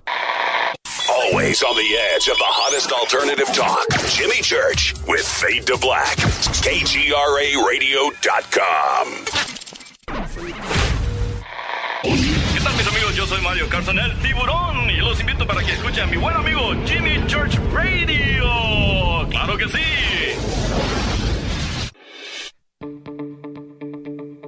Hurricanes, earthquakes, wildfires. This year we've experienced more than our fair share. This is Jimmy Church of Fade to Black, and last month I decided to make sure my family does not have to worry about food should we get caught in a real emergency situation. Introducing Numana, a healthy, storable product that tastes so good that you'll want to eat it every day instead of just during those times of duress. All Numana products have a 25-year shelf life, are MSG and GMO-free, no preservatives, and are made in America. With the Numana pack in your home, you'll be able to sleep at night knowing that you've protected your family. Not only have I tasted and tested, I own it. Now you can too. Just click on the Numana banner on JimmyChurchRadio.com and use the promo code Jimmy when you order. In addition to a discount, we'll send you an autographed Fade to Black t-shirt. Seriously. Go Beckley Tappy.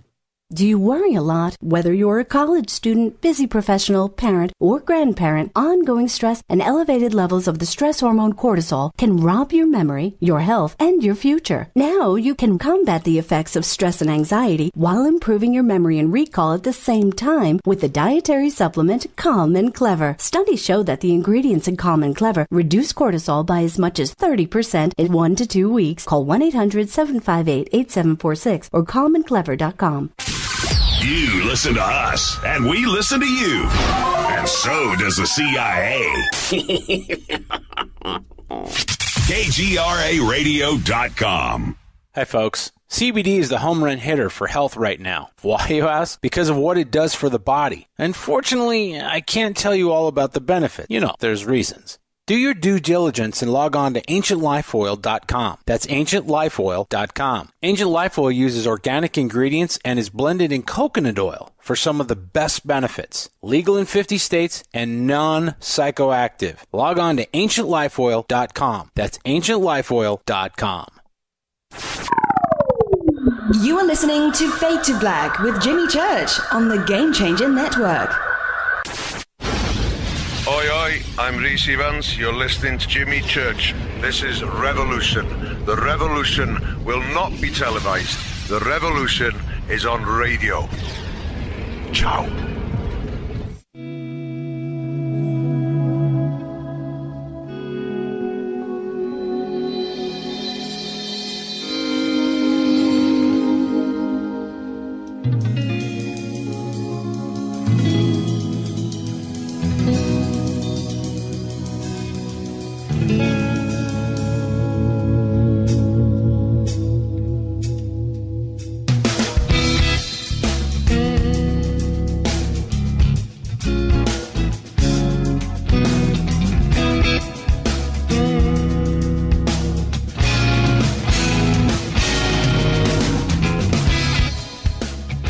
Welcome back, Fade to Black. Yeah, man. William Henry is our guest tonight, talking about the Iron Throne of Osiris. And this segment is proudly brought to you by River Moon Coffee, makers of the Fade to Black blend. Right now, use the promo code F2B blend and head over to their banners at JimmyChurchRadio.com, and you'll get 15% off of your order. William, everybody's talking about King Tut's dagger, and I'm looking at these images here. It is, I can't imagine that technology going down back then. Quite simply, it wasn't supposed to exist, but it's a beautiful blade, isn't it? I'm going to post images right now.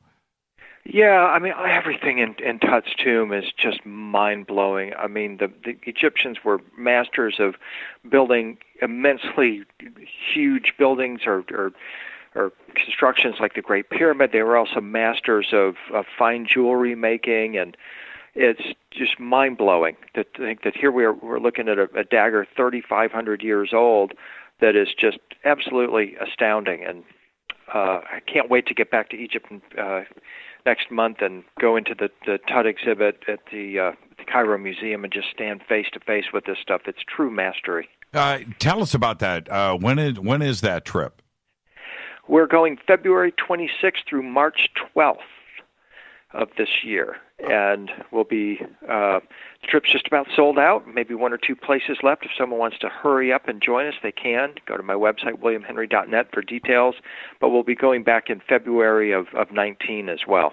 Yeah, every time I think about you and Clare over in Egypt, I think about that conversation I had with her one day when she goes, you know, one of my favorite things to do is to watch somebody walk into a temple or a special site that connects with them, and they lose their minds. I just think about that. She said it happens every single time. Somebody and because we're all connected to Egypt in some way, all of us. We are. We really are. Some people say we're all born over Egypt, and we leave over Egypt as well. So I don't know. I think it's interesting. It's been coming up a lot lately on the show, and I mentioned last night. I wanted to ask you about this. One of these, recurring dreams that I have, and it's over and over again, is it's probably intentional, but with the subjects of the show and my research. But I'm constantly in Egypt in the time of the pharaohs, watching the Great Pyramid get built. And wow. And it's always a little bit different, always a little bit strange. It's nothing conventional, right? It's never that. But we're all connected there. Do you dream about Egypt? I actually don't. No, I don't have dreams about Egypt that I recall, anyway. What about when you're in Egypt? You don't dream about Egypt? No, I don't. I actually don't. I have dreams when I get home as a tour organizer and tour leader that we've got a plane to catch or something like that, and sometimes I've had panic attacks about waking up and when I get home and thinking I'm still in Egypt, which is kind of unnerving, and that I've got to get everybody together to go catch a plane or something. But that's just kind of a stress dream or something, but not what you're talking about. But okay. I would love to go into ancient Egypt in the dream state. That would be phenomenal. I do it all the time. I have one other recurring dream, and it's really weird, and there's something to it. It's going to get unraveled one day. You just said pulling on a thread, right? Well, it's going to unravel. And it's Rita and I, we go on a boat. I'll make it really quick. A boat. We're on an expedition, and we head over. It's like... it's in Asia. It's around India, somewhere in there. We pull over, we get off, and we head up to this secret. Anyway, stairs, ascending. We head up and we go to the top of this mountain, and on the top of the mountain, aliens, E.T.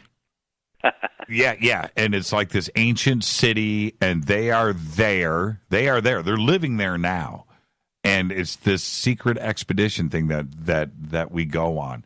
And I have this dream all the time. And how cool! Yeah, security, army, escorts, this whole thing, and we walk up these miles and miles of stairs, and at the top is this ancient city, but it's occupied by E.T.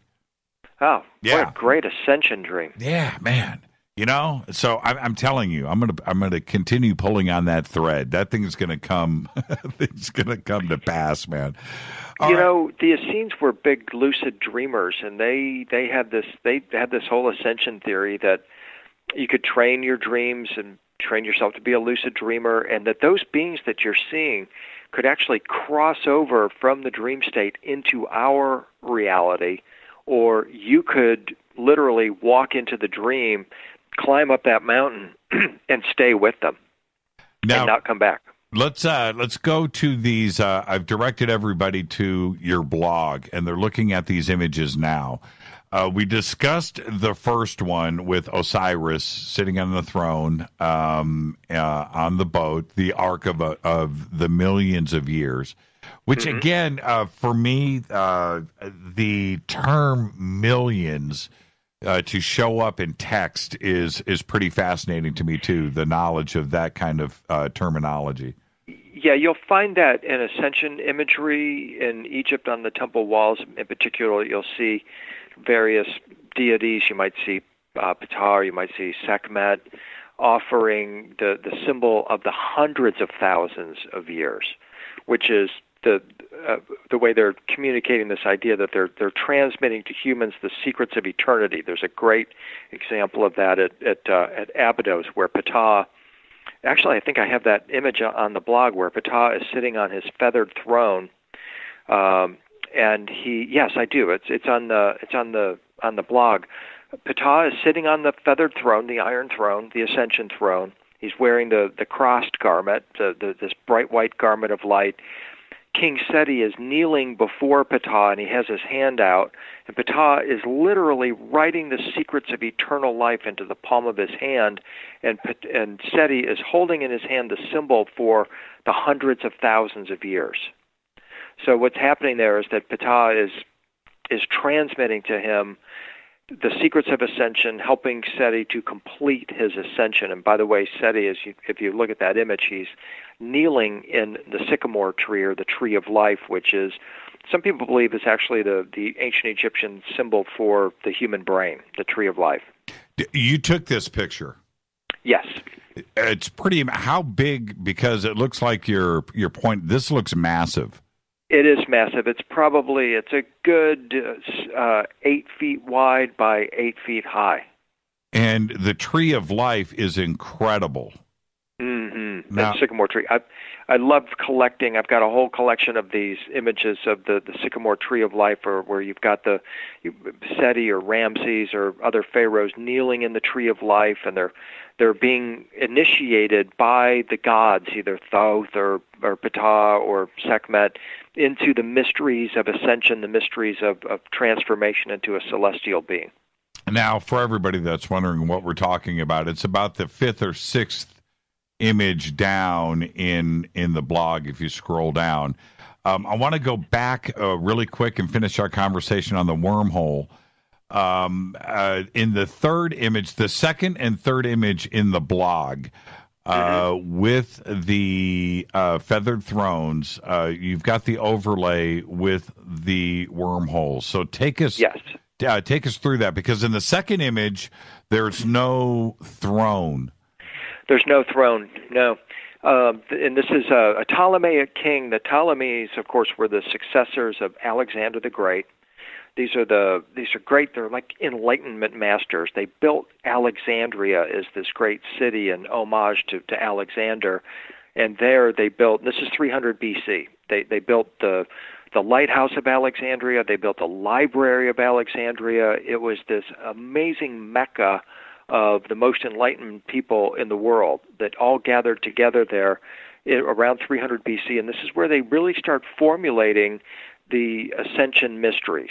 And so what we're looking at here is a Ptolemaic king who is saying, okay, I am no longer a human. I am now part of the celestial race. I have adopted or utilized these ascension teachings, and now I am a raised human, a resurrected human, a transformed human, and here I am standing on my Ark of the Millions of Years, the wormhole boat, as a light being traveling for eternity.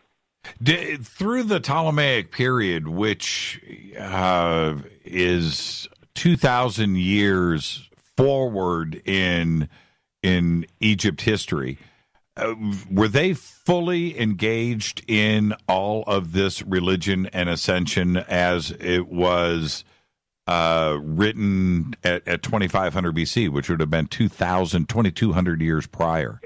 Yeah, absolutely. We went through kind of a dark age, if you will, in the ascension process that began to turn back into the light around 600 BC in Babylon, when you had all the Magi gathering in Babylon, when Ezekiel and Daniel and all the Jewish mystics were taken from the Temple of Solomon in Jerusalem to Babylon.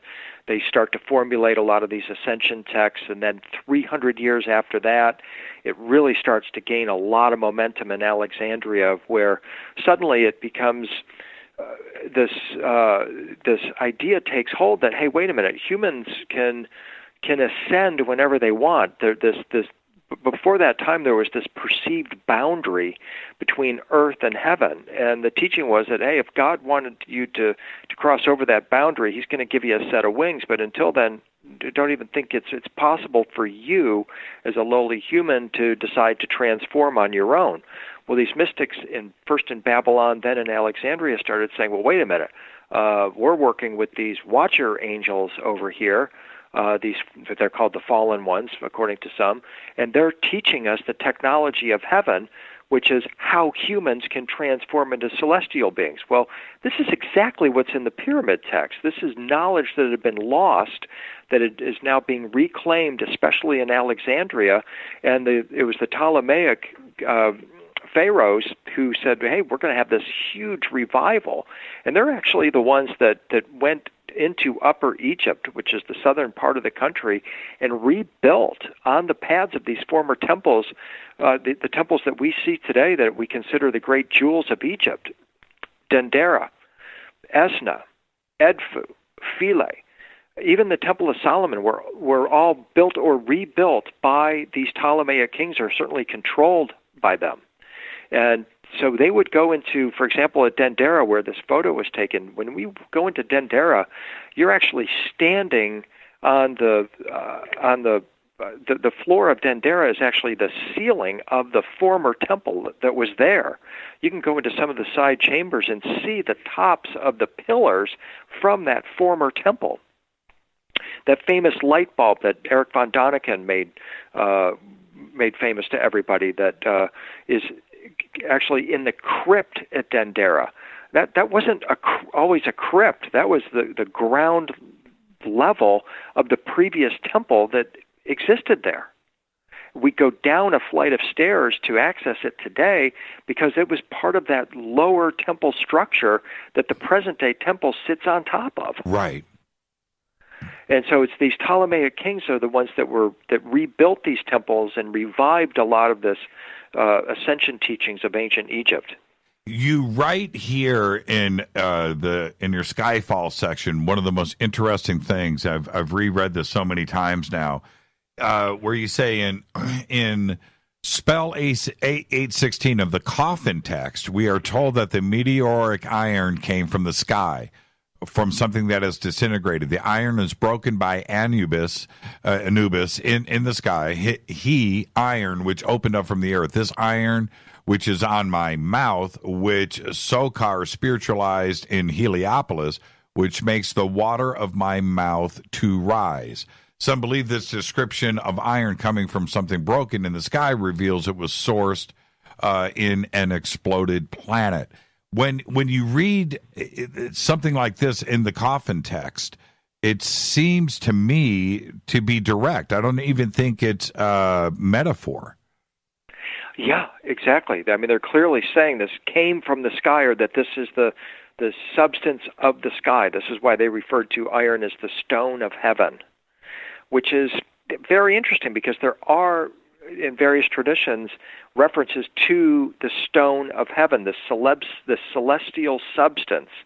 And while, for example, when they talk about the Chintamani stone in the Tibetan tradition, this is the substance of heaven, or the stone of heaven. They call it the wish-fulfilling jewel. And it, too, in the Tibetan tradition, has this linkage to the transformation of humans into light beings. That was the purpose of the Chintamani stone, to transmute a human into a light being.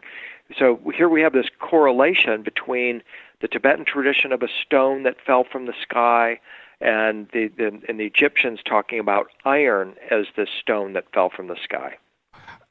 Before we get to the opening of the mouth ceremony, which again is interesting, the one case that you present here in this blog over and over again with your images and your photography is the throne. It is clearly depicted. They are seated. They are doing an ascension, and they are geared up to do that with things that they are carrying and how they are represented. Yes. And these are just a few examples. I've got dozens of photos that I've collected over the years. I'm maybe one of the only researchers that actually looks at the light body gear, as we might call it, or kit of the pharaohs. A lot of the other guys, they focus on the bones or the stones, is what I like to say. They're looking at the archaeology of the mummies and that sort of thing. They're looking at the stones of the temple. How did they move those stones? They're so big and massive. What technology? How did they do it? All very interesting questions. But what I've been focusing on are the ascension mysteries on the temple walls, and the understanding that the purpose of these temples, the reason why they moved these stones to begin with, was because they served the purpose of assisting in our transformation into celestial beings. And so when you go into these temples, here are these amazing depictions of the pharaohs, or sometimes the gods, in their ascension gear, with their feathered thrones, with their light body garments. And so I've been making a study. It's very complicated. It's very interesting. It helps immeasurably to be able to look at the ancient Egyptian imagery through the lens of the Christian resurrection iconography and symbolism, the Tibetan iconography and symbolism. It opens it up, because I believe that all of these ascension symbols and mysteries come from a common celestial source. And by understanding that there's that common celestial source, I can go into the Egyptian imagery, compare it to the Tibetan, compare it to the early Christian or later Christian, and be able to understand exactly what we're looking at here. So it's a tremendous study, and hopefully within the next year or so I'll be able to publish even more of my findings, either in a video presentation, or I might just keep doing it in blogs, because I hope people are interested in it, because it's really untapped territory in terms of this area of alternative history research. Oh, your blogs are the best, and this one is it's spot on the money. Spot on. Okay, let's go down. I want to get to the opening of the mouth, because it's a very, I was going to say it's the closing of everything that we're talking about, but it's the opening of the mouth.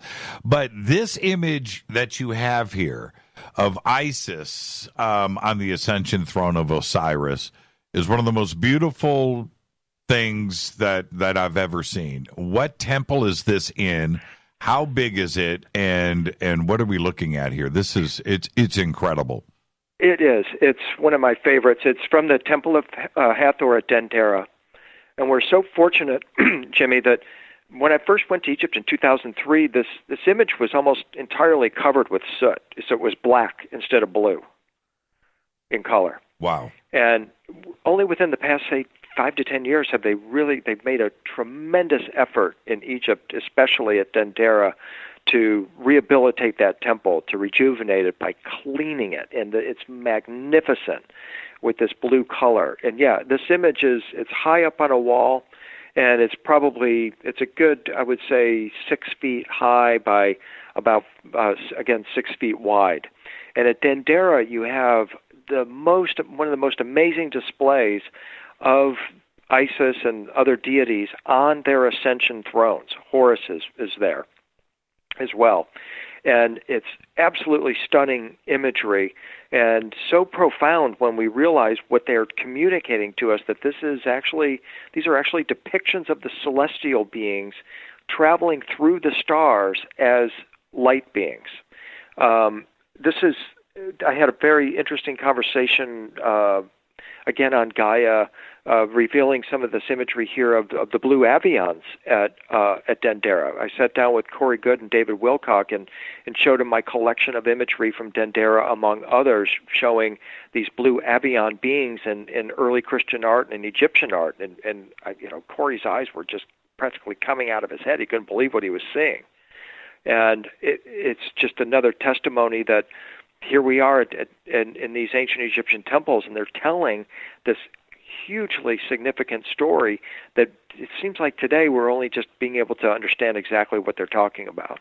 When we get to Egypt, and we'll definitely do that with you and Claire, Rita and I, we look forward to that. But I have to say, I mean, yeah, Luxor and Edfu, and there are things on the list of the Great Pyramid, of course, but I have to say, Dendara is where I'm going to spend my time. Dendara just flips me out. Yeah, I love Dendara too. In fact, on some tours, Jimmy, we actually visit it twice, just because you can't see enough of it the first time that you're there. And it's truly a magical place. It's one of the most beautiful temples you can ever visit. It's so peaceful there.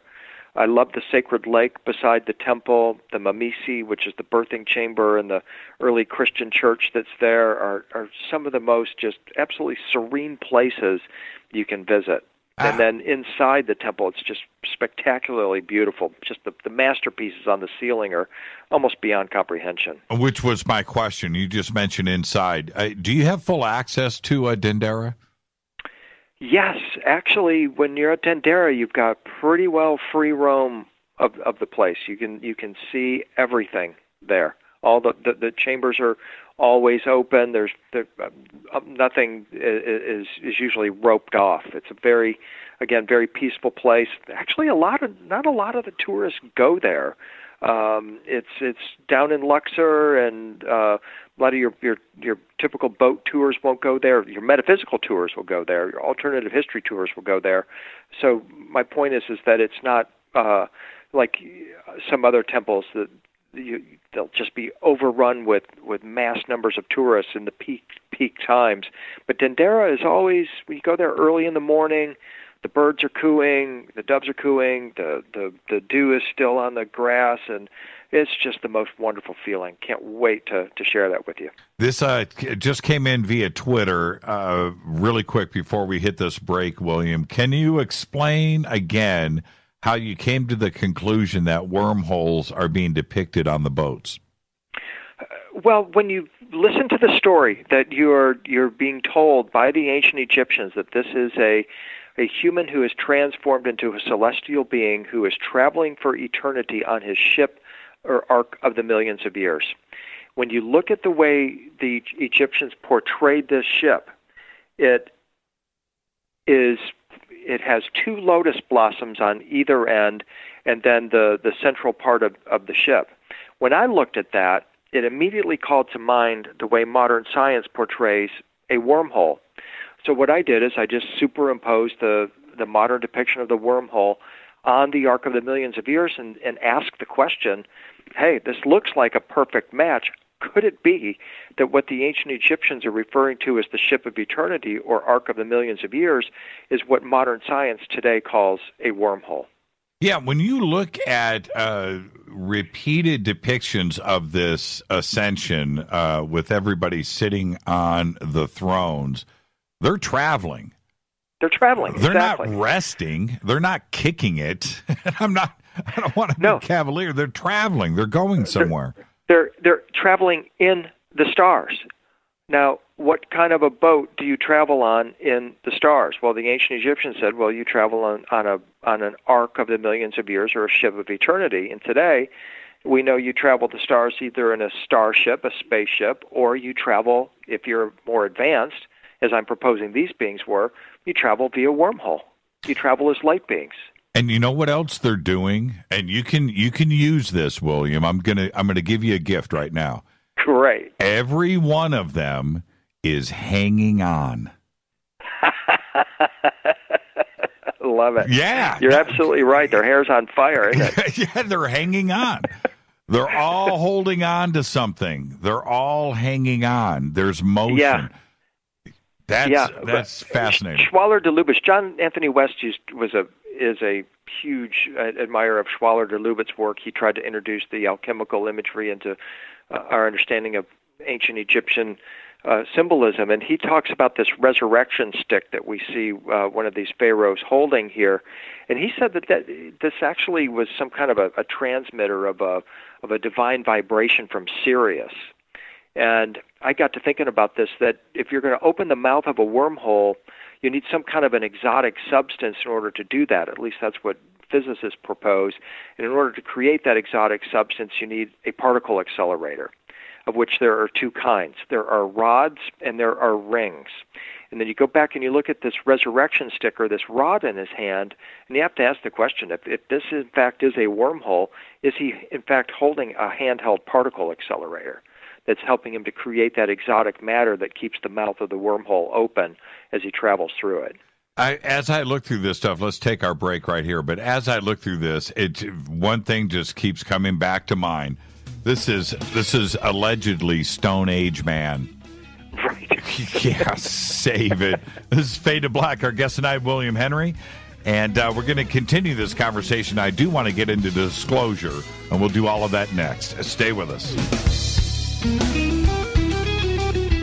Hi, everybody. This is Rob Halford, the Metal Guard, on JimmyChurchRadio.com.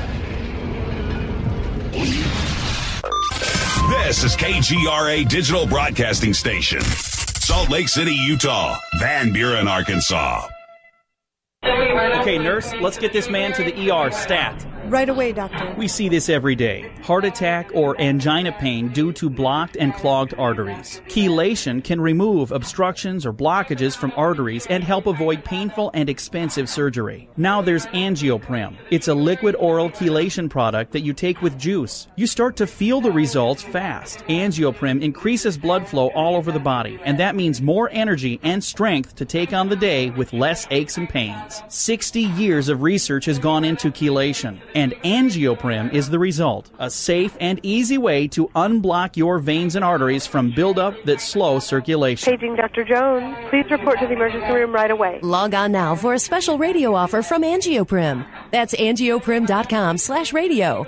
ANGIOPRIM. Angioprim.com/radio or call 877-882-7221. That's 877-882-7221.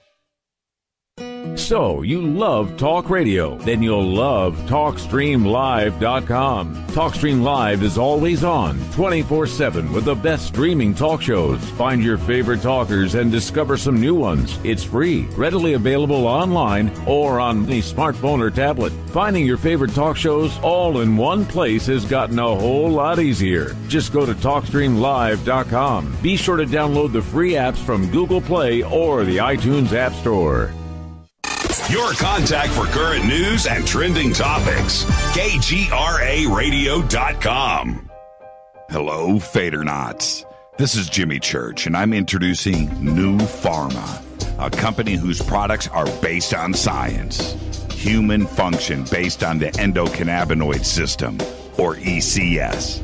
New Pharma firmly believes in this science, and their research indicates that support of the ECS provides the beneficial effects for a healthy lifestyle. New Pharma's science includes relief capsules for pain relief, sleep capsules, which are natural support for occasional sleeplessness. Foundation is support for your ECS, and Fit capsules support your active lifestyle. Just click on the banner at JimmyChurchRadio.com and use the promo code F2B for a 33% discount on all of their products. Or visit newpharma.com for all of the knowledge on the science.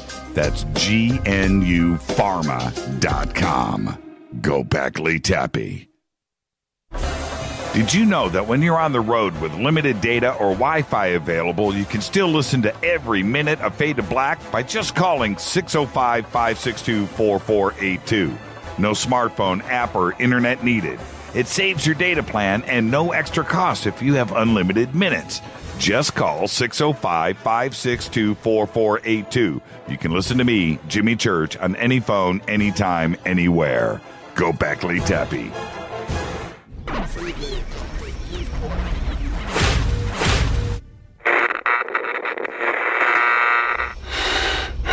You want to know a secret? I love ponies. I really love ponies. I'm serious. I couldn't stay sane without ponies to brush. Why Fade to Black? Because you never got that pony, damn it. This is Fade to Black with Jimmy Church on the Game Changer Radio Network and KGRA, the Global Radio Alliance.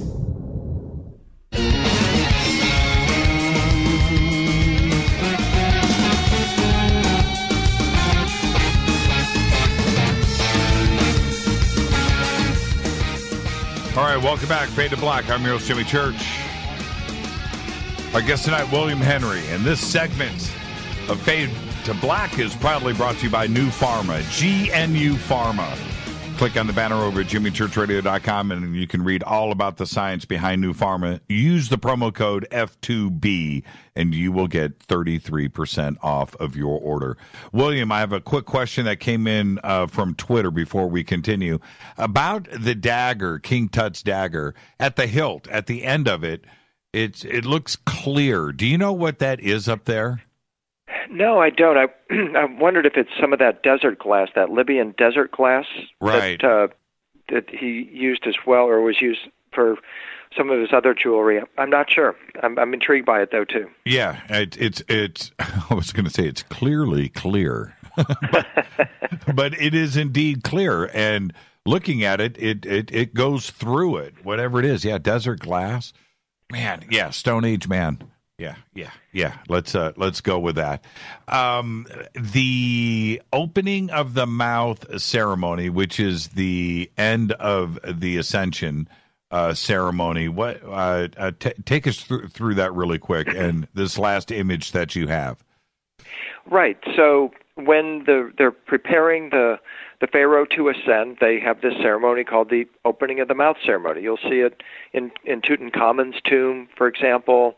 You'll see it in the books of the dead, and it's performed, interestingly, with an instrument, an ascension instrument they call the adza, which is a rod of meteoric iron. And the idea here is that during the opening of the mouth ritual, the initiates are purified, they're anointed, and they're then resurrected to a higher dimension. They're literally resurrected. In the stories they tell of going through 7 halls or holes in space, or sometimes the Egyptians referred to them as houses, until it reached the celestial throne of Osiris, where the sons of Horus, who are beings of light, live, and where Osiris lives or is enthroned. Now, what's interesting about this is that this tells us off the bat that there are at least 2 thrones of Osiris. There's one on Earth, perhaps in the chamber of the Great Pyramid, as we're speculating this evening, and there's one in the celestial realms. So they are somehow connected. Maybe they're entangled somehow.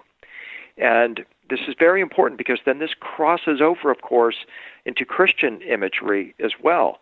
This is the idea of the book of Revelation, where John the Revelator looks into the celestial realms, into the heavenly throne of Christ, and sees Christ enthroned on his throne, which is identified as the Ark of the Covenant. And so very important for us to acknowledge here that there are stellar connections to these earthly thrones. Now, on this papyrus here that you've got this image of, there is what appears to me, I'm going to say, it looks like a stela behind, and there is the Iron Throne depicted on the top of the stela. That's right, exactly, because the idea is that as this pharaoh goes through the opening of the mouth ceremony, he's going to change his form, he's going to transfigure or metamorphose into celestial substance, and then his next step, ultimately, as he goes through the 7 houses, is that he will end up at standing before or face-to-face with Osiris on his throne. I just got email from George, by the way, Nori. I'm just going to let you know he's listening, and he told me to tell you hi. That you're wonderful. And he goes, he's a good guy. Love it. It just came in. It's funny. You just never know who's listening, right? No, you don't. Yeah, you were just on Coast a couple of weeks ago. Sure was. Yeah, I had a wonderful talk with George. Always good to connect with him. Yeah, he's the best, man. He's the best. We only have about 20 minutes left, William. I do want to touch a little bit on disclosure. And when this started to go down for you in mass media back on December 16th, and it's everywhere, right? It's everywhere. It's all over television. It's all over every mainstream website. Take us through that moment. What went through your mind? You're talking about the video? Yes. Yeah, it's just having. I'm thinking of John Podesta. I'm thinking of how close we were with the disclosure there. I'm also thinking of the throne idea, because I know that behind all of this is a deep interest in the fulfillment of biblical prophecy. I mean, to me, disclosure and biblical prophecy go hand in hand. Sure. And ultimately, we know that John Podesta was deeply involved in doing work with extraterrestrial disclosure, also with free energy devices. And the connection for me and what was going through my mind is this story of Dr. Edgar Mitchell trying to connect with John Podesta. Ed Mitchell believed that he was in contact with extraterrestrial intelligences, which would be the same extraterrestrial intelligences that Podesta was presumably talking about. And that he was referring to a free energy device that Ed Mitchell was, that he was trying to reveal, and he was looking for assistance from Podesta. Well, in my research in my book, The Judgment Day Device, I make the connection between the throne of Osiris, the Ark of the Covenant, and this, excuse me, sorry, Jimmy. That's okay. Just lose my voice. Just like that. That not only is that live radio, but it will always happen when you don't want it to. Yeah, exactly. So here we go. Sorry. I'll cover for you. Our guest tonight is William Henry. Creative producer. I am so sorry. Suddenly my voice is just gone. Yeah. You know what? I'll tell everybody something really, really funny. Last Friday night on Coast to Coast, the countdown is going. We have 6 seconds. 6. I'm looking at the countdown clock to Where I Go, Welcome. And at that moment, I got something in my throat. And I backed off the microphone, and I'm pointing at my throat to my engineer, right, Dan? He's right there. He sees me. He's panicking, and you know what he tells me? He points at the microphone and goes, "Do it." I was like, so I jumped on the mic. I was like, "Welcome," and I was like, "Well, I gotta, what choice do I have?" And so I struggled with it for the first 30 seconds on the air there on Coast. It happens. It just happens. It's hard to explain, isn't it?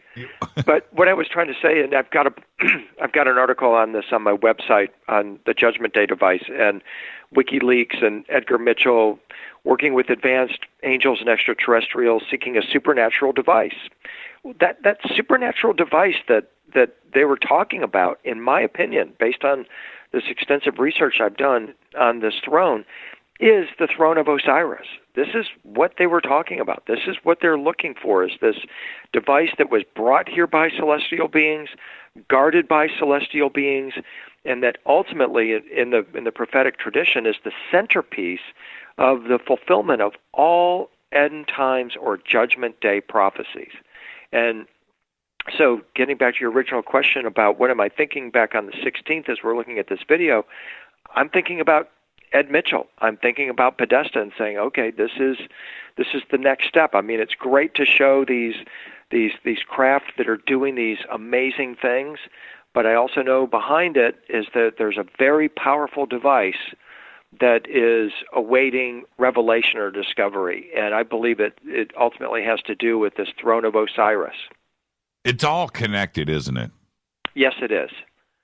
Yes, it is. I feel like we're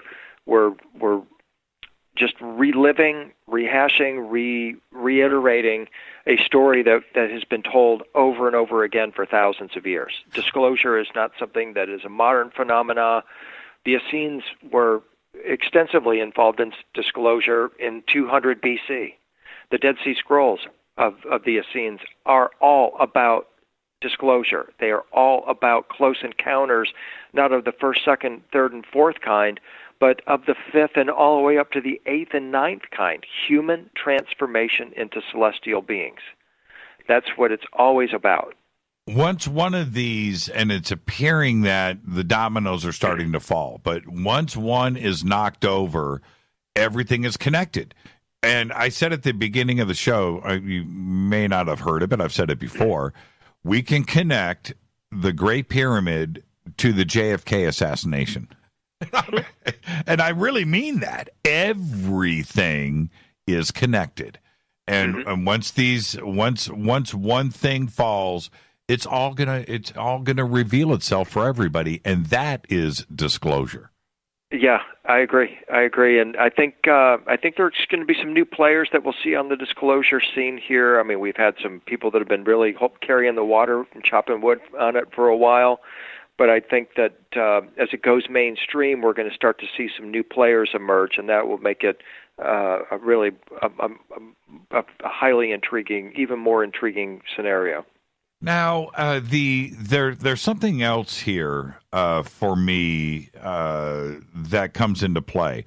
We have had so many different, you can call it conspiracy, alternative stories out there for a long time. And I'm talking about the Ark of the Covenant, the Holy Grail, the Knights Templar, the True Cross, going all the way back to its connections into Egypt and Ramses, and some of this that is referenced in the Bible directly, all the way back to ancient alien theory and magic and the mystery schools.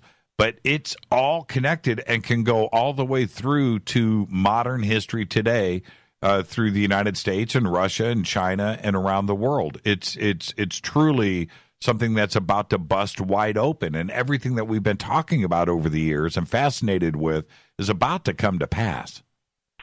It absolutely is, and I think that's part of what we're referring to as the singularity, because undoubtedly a lot of this AI technology that we're benefiting from today is probably alien intelligence. It is definitely an alien intelligence on the planet that has never existed before, that in the case of AI possibly has an extraterrestrial connection, or maybe in fact it is man-made. But either way, we are dealing with an alien being, and ultimately, I think the singularity, as we get closer to it's gonna, part of that unfoldment will involve higher dimensional beings and a new physics that will make our quantum physics look like sort of just like training wheels. I'm having a strange deja vu right now, so I don't know if I've asked you this before, right? Or this is like some crazy deja vu. But today, actually, 4 times this week, I watched the movie Stargate. And wow. I did it for a variety of different. Well, first off, it's a great movie, but there are some really amazing references in the movie for 1994 that came to pass later on throughout. I am referring to John Anthony West and the book that just came out, the Great Pyramid Hoax. And Howard Weiss and so forth. Well, anyway, there are references in there and constellations and so forth that we know about today and we talk about. But do you think that there is a part of disclosure that is going on with a guy like Roland Emmerich and Stargate and what Spielberg has been, the Ark of the Covenant and Indiana? It's just, to me, it seems like there's been a mild form of disclosure through Hollywood. And I don't like making Hollywood references with movies. And when we talk about this, it's too easy to do, but it's also standing right there in front of us. Oh, absolutely. And yeah, in some cases, it's decoy stuff. I mean, it's total disinformation. That's the problem with it. You get a Steven Spielberg, Indiana Jones and their portrayal of the Ark of the Covenant has nothing to do with the actual Ark of the Covenant, and so it suddenly millions of people get this idea that this is what the Ark is, and it's total disinformation. And now, coming into the AI world, you've got, I'm not picking on Spielberg here, but golly, he's got a new movie coming out in March called Real Player One, where he advocates what the premise of the movie is that climate change has taken over, and the way to alleviate human suffering is for humans to drop their physical bodies and go live in a simulated reality they call the Oasis. And I'm like going, well, Mr. Spielberg, have you not read your Jewish mythology and mysticism and prophecy? Right. That the way to human salvation is through love, not by dropping your physical body and entering into a simulated reality controlled by some black box in Silicon Valley. That is, to me, one of the most alarming examples of disinformation coming along that I've seen in a long time. And I blogged about this on, I have an article called Facebook's Portal. It's Gateway to Silicon Salvation, where Facebook is creating this simulated reality technology and rolling it out right now. And here's Spielberg coming along and advocating dropping your physical body as a way to saving the human race. I want to jump back before I let you go. Your comments about the blue avians and the evidence that you had, and you presented it to Corey. There are some out there, William, that Corey made all of this up. That there's never been a reference to this in the past. What is it that you saw? I mean, we have Horus and we have, some of the gods of ancient Egypt clearly represented with bird heads, but the blue avian aspect of it sounded to me, the way that you said it, was a little bit different. What did you find? Well, and I have an article again on my website, williamhenry.net, about this. The backstory is that I was doing a program called The Awakened Soul for Gaia, and in one of my episodes I was, and I didn't know anything about what Corey Goode was doing and all of that. I was just doing my own thing, and I had, since 2003, I've been writing about these blue sphere beings and blue beings and blue, I didn't refer to them as blue avians, although I did write a book called The Language of the Birds, which is about the bird tribe, which could be similar to the bird beings that he's referring to. But I kept documenting the existence of these beings that would travel the stars in blue spheres, which I aligned with portals or wormholes, and these blue beings that sometimes had blue wings, were clearly bird-type beings. And so that was an episode that I was doing for Arcanum, for Gaia, and one of the producers just went nuts. He's like, you got to show this to Corey Goode. And so they sat me down, and I brought my collection of images, and sure enough, here's all these historical references, not just to Horus, but also especially in the Christian tradition, where you have the highest order of angels, the Seraphim, are portrayed as bird-like human beings. And Corey, it's kind of funny because the first question David Wilcock asked me during this interview was, do I think Corey Goode's crazy? And my answer was, I have no idea if he's crazy or not. In fact, I don't really know what he's talking about. I'm just here to show you that I've collected these images of these blue bird men angels who were watchers of the door or gate linking Earth with the heavenly realms, and they appear over and over again in various traditions, especially originating in the Egyptian tradition with Horus, and then they reappear in the Christian tradition as the blue seraphim angels, who are the guardians of the throne of Christ. They are the sons of Horus. They are the beings that we've been talking about this evening as the guardians of the iron throne of Osiris, because the iron throne of Osiris and the throne of Christ are very similar, if not identical, thrones. So that was kind of the idea there of just showing Corey that there's this historical evidence that these beings have been around for a while, and I wasn't trying to make a case that Corey is accurate in what he's saying or truthful or whatever. That's none of my business. I was just trying to make the case that there's very good evidence for the blue spheres, traveling the stars in blue spheres, and artistic representations of these blue avian type beings. This is a heck of a collection of images. I'm looking at them here. It's just a few of them. I mean, this is just what I put in the blog, and I was inspired to write that after that episode, just talking about it, and just kind of intrigued. I mean, I wrote a book called Oracle of the Illuminati in 2004, and this is where I first started documenting these blue sphere beings, and in traditions that say that the blue sphere is like a time portal.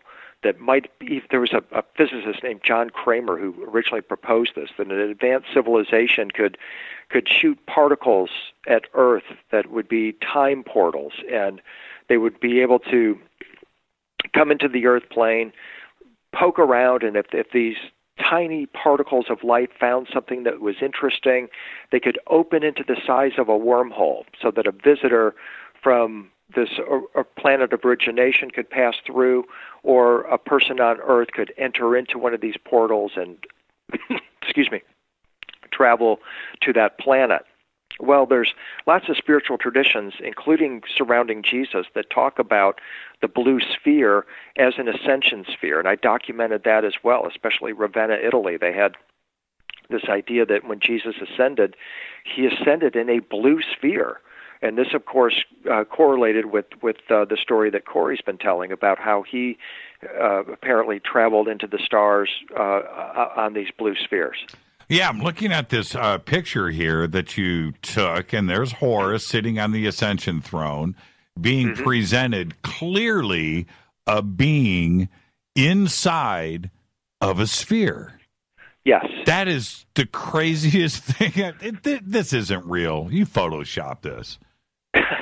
Yeah, I wish. That is crazy. It's absolutely real, and this is a tradition that's been in place for a very long time, and as I document in the article, it transposed into the Christian tradition where Horus is the son of God to the Egyptians. Jesus is considered a second Horus, a second son of God, and he is portrayed with exactly the same imagery. This is incredible, and I'm going to post this article up on Twitter right after we're done here. I've got to thank you. Thank you so much. Again, another wonderful evening with you here on Fade to Black. What are you going to be speaking about this time around at Conscious Life Expo? I am going to be speaking, well, I'll be enjoying the panel with you on Friday night, the Ancient Aliens panel. Then on Saturday, I will be doing, I call it Summoning the Angels. It's talking about artificial intelligence and the answer to Elon Musk's proposal that with AI we're summoning the demon. The answer to AI and what's coming with that to me is we're going to have to awaken our ascension intelligence as the antidote to artificial intelligence and summon the angels to get a hold of this technology. And fortunately, there's a movement right now among some very important business people to start to put AI back in the box as much as we possibly can at this point. So I'll be talking about that on Saturday.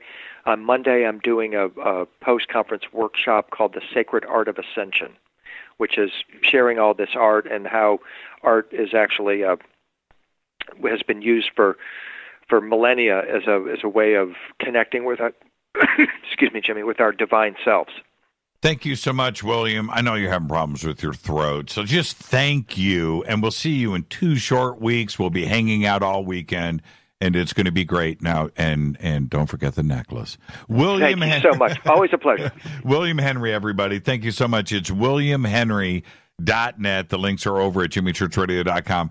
This Blue Beings article and the spheres, I'm going to post this up on Twitter during this break. And when I come back, I'm going to open up the phone lines, 323-825-5045 or 323-275-9695. William Henry, the absolute very best. That was a great conversation. Thank you so much for that. Follow me on Twitter at JChurchRadio. You can follow William at I Am William Henry. I'll be right back.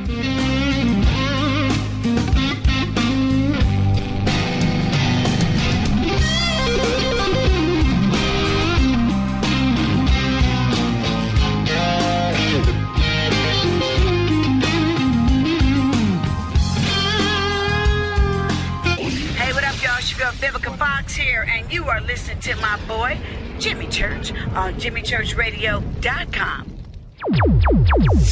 Despite popular opinion, reading a book will not make you smarter. But listening to Jimmy Church will.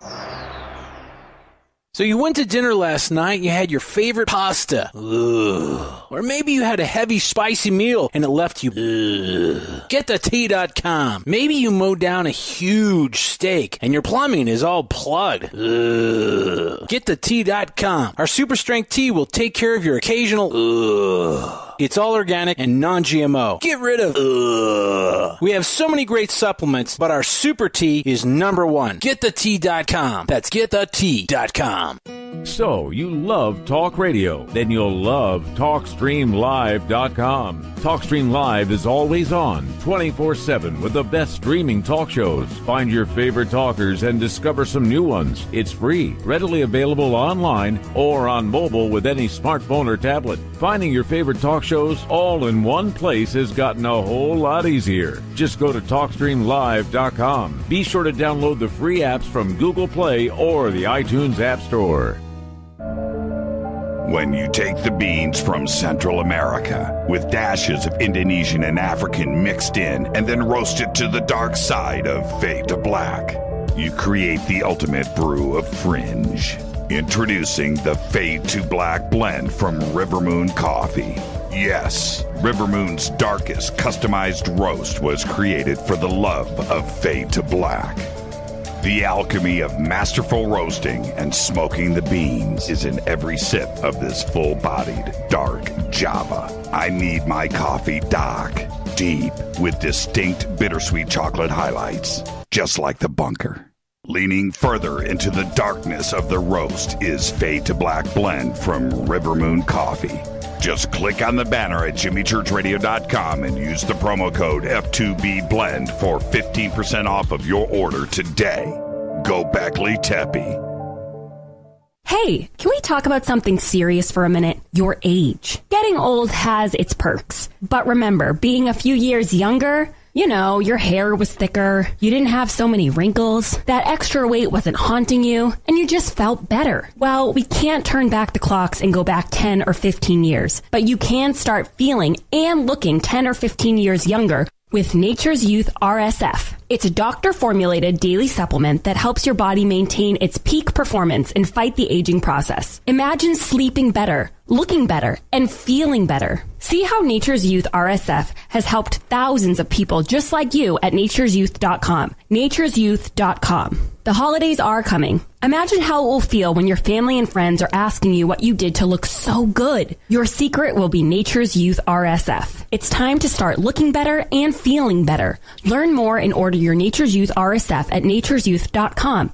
That's nature'syouth.com.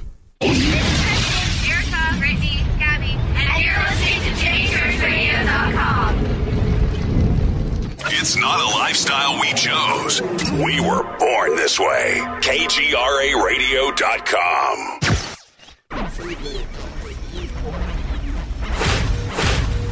This is KJCR at JimmyChurchRadio.com.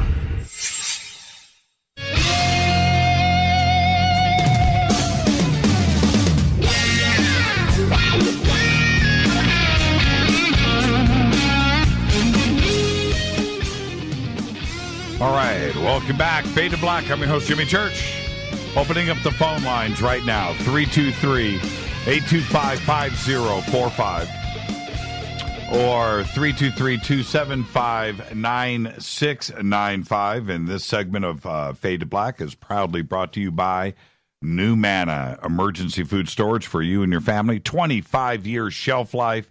MSG and GMO free, made right here in America. And they've got a special going on right now just for you Fadernauts, which is you're going to get 10% off of your order. You're going to get free shipping. You're going to get a free autographed Fade to Black t-shirt. Just use the promo code Jimmy10. That's Jimmy and the number 10. Click on the Numanna banners over at jimmychurchradio.com. It'll take you straight over there, and every order over $100. There you go, Jimmy10. That is an amazing deal. Best deal on the net for Numanna products, and it's just for you Fadernauts. Okay, so there you go. William Henry. Now, I made a couple of references. Again, phone lines are open. Let me clear those out right now.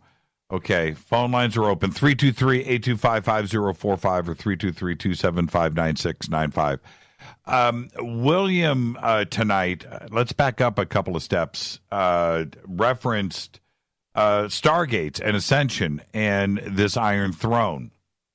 And when all of the news broke on this, I had to go back and check out the movie Stargate, because it seemed to me that there were some things going on.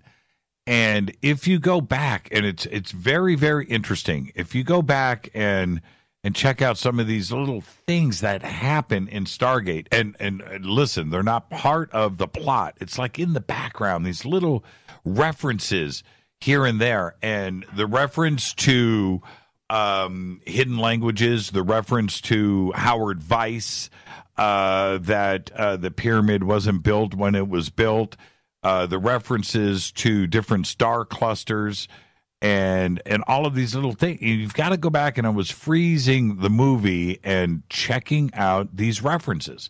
And there's books in the background, and you just got to start to take some notes that there is this message was there, and I found it fascinating.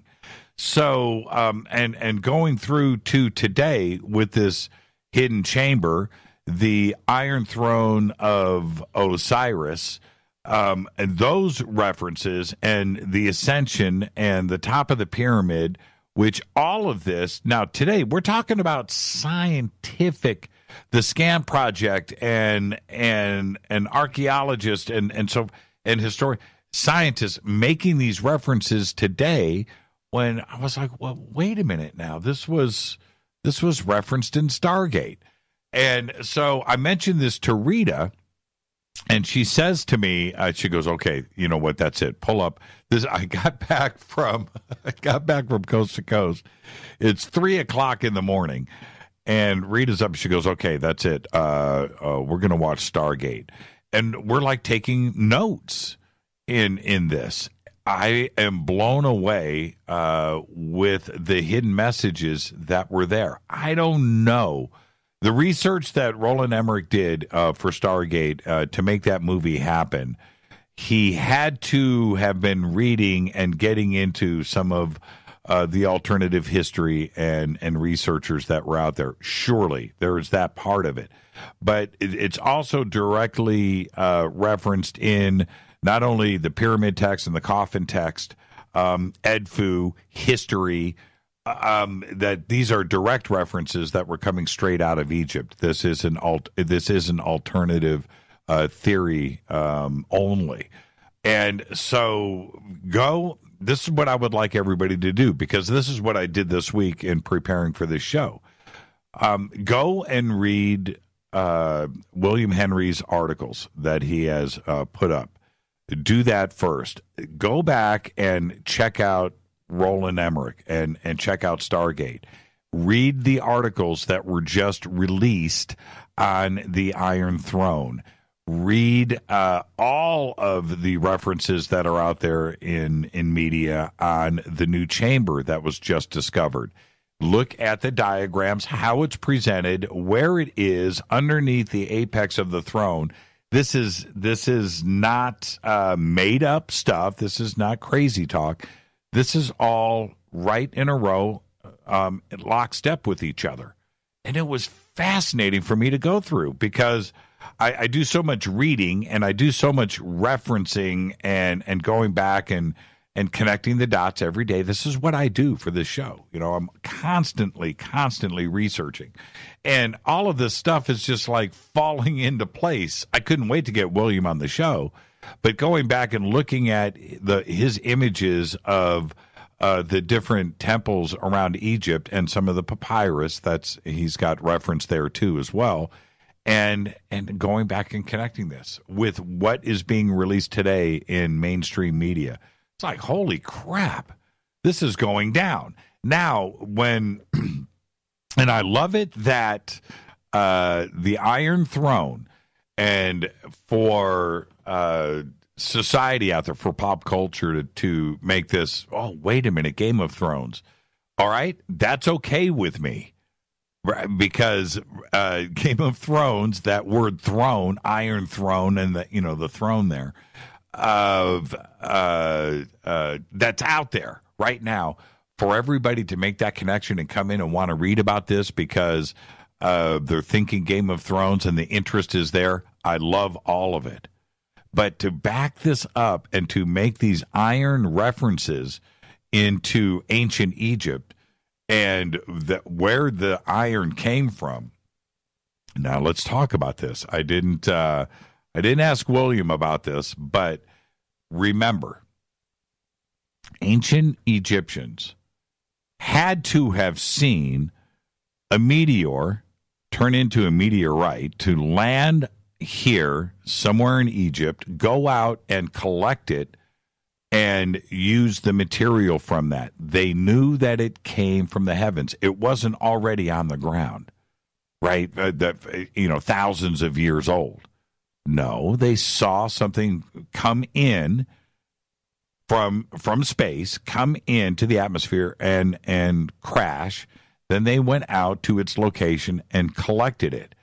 For it to be that big that they were able to fashion thrones out of it, different staffs, different objects, and to make it out of this at 2500 BC, if we go with conventional dating here, that is way beyond, we're talking about Stone Age man, right? Think about everything that is happening right now.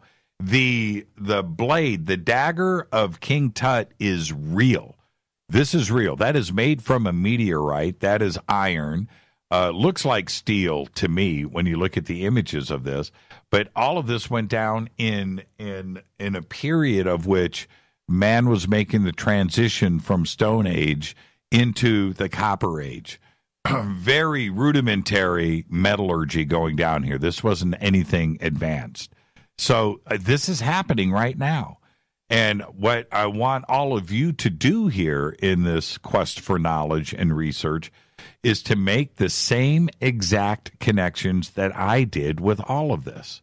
And I'm telling you, that's why I had to go back and watch Stargate as everything unveiled itself with the chamber, the comments about the Iron Throne, William's article about the Iron Throne of Osiris, and the movie Stargate, the references to the pyramid, and the reason why I thought of Stargate and had to go back and watch this, there is a scene. Now, yeah, Moldavite meteor. I like that, Brian. I've got Moldavite right here. Look.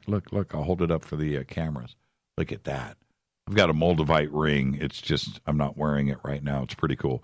There is the scene in Stargate where James Spader is in the conference room and he's on the whiteboard and he draws and he goes, well, you need a seventh, and he goes, it's not on the Stargate itself. It's below the cartouche, and if you look, it's a pyramid with a circle on the top with the line shooting out of the top of it. And that's exactly what is being presented right now with the chamber and the Iron Throne sitting underneath the apex, and it's shooting out to the star. Think about this. It's like crazy talk, I know. But this is happening right now. And so do everything that I did. My mind was just like, wow. That's what I do when I research. I go through these moments of connecting the dots, and it's all right there in front of us, right? And so we're combining real science right now with these references in the past to the direct pyramid text and the hieroglyphics presented on the walls of the temples in Egypt. It's unbelievable what we're going through right now. Let's go to the phones. Hi, you're live on Fade to Black. Who's calling? Hey, Jimmy, it's Eric, the Awakening Man. Eric, the Awakening Man, as I live and breathe. How are you? I love you, and you know what? Honestly, I don't call very often, but you are right, spot on about this is happening right now. And my take is, and not only is it happening right now, in my opinion, I think you probably will agree, it's been happening, but this, I guess they call it predictive programming through these movies that we see, even going back to the 70s when Yul Brynner was in Westworld. These are technologies and things that have been happening. They're just, it's part of disclosure. Do you agree? I do. I don't question when it's one thing, Eric, to go see a really cool documentary, right? And it could be the most way out, old, new, doesn't matter. And it'll take you to places and it makes you think and so forth. Okay, that's one aspect of it. But when you start to see everything line up, and I'm talking about ancient Egyptian text that is carved on a wall, you have to appreciate one thing. For somebody to carve on a wall, right? This is what happens. You have the journeyman, the apprentice, come in, and he draws. He draws it, right? It's drawn out. This is way before they're sculpting anything. And he draws it. You have the scholar come in behind him and make changes, right? Okay, yeah, you're going to erase that. And they do, right? They're adjusting. They're doing, and then somebody's going to come in and carve, right? And sculpt and chisel and make it perfect. Then you're going to have somebody come in and paint, right? Now, all of that is so labor intensive that what they are carving on that wall is not nonsense. It's done it's done with intention. It's absolutely not nonsense. That's right. That's funny. It's done with intention. They did it to make sure that A, it was preserved forever, but B, that what they were depicting was exactly what needed to be done and said. It's not nonsense, right? It is very, very, that was serious business for them back then. So when you take that pure intention and you line it up with the things that are happening today, like this chamber, or like the movie Stargate, or William Henry's research, or the blue avians and Corey Goode, you start to take all of this stuff, and it all lines up. And that for me, it does line up. That for me absolutely lines up. That for me is the research that I enjoy.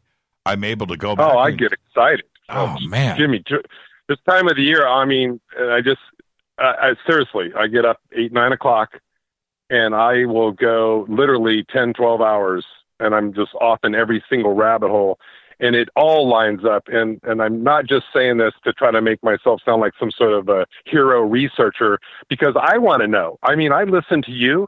You have the best guest, period. The information is 99% of the time spot on, and I go and I research it, and I want to say, is this real? And I'm not just calling you to blow smoke. It does line up, and if people want to laugh and think that we're crazy conspiracy theorists, they need to take the time and do the research and find out that this is real. That's my take. Yeah, it is. It is. And see, one of the things that I enjoy, that I'm actually able to do, I know this sounds absolutely crazy and impossible. It sounds like an e-ticket to Disneyland.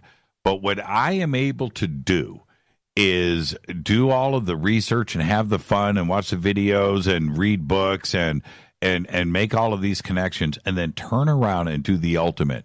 I get to turn it into a show.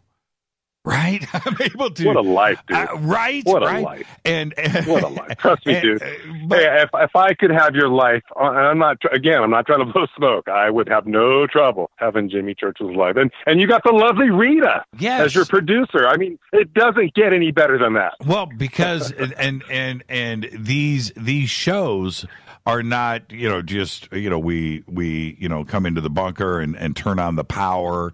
and hit on air and we just do a show. There's a lot that goes behind it.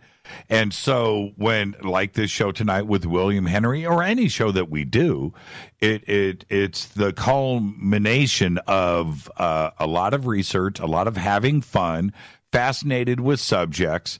Rita and I sitting around and kicking ideas and going and doing the research and contacting people. But that's how these shows happen. And so when we're ready, it's just like, okay, we've done everything behind this. Now let's go have some fun. Let's go and do a show about this now. And it's I'm telling you, it's an e-ticket. It is so much fun to be able to do, and I'm just as excited as everybody else is when we do these shows and we talk about these subjects. I have the same fascination as anybody else does. I'm like a little kid.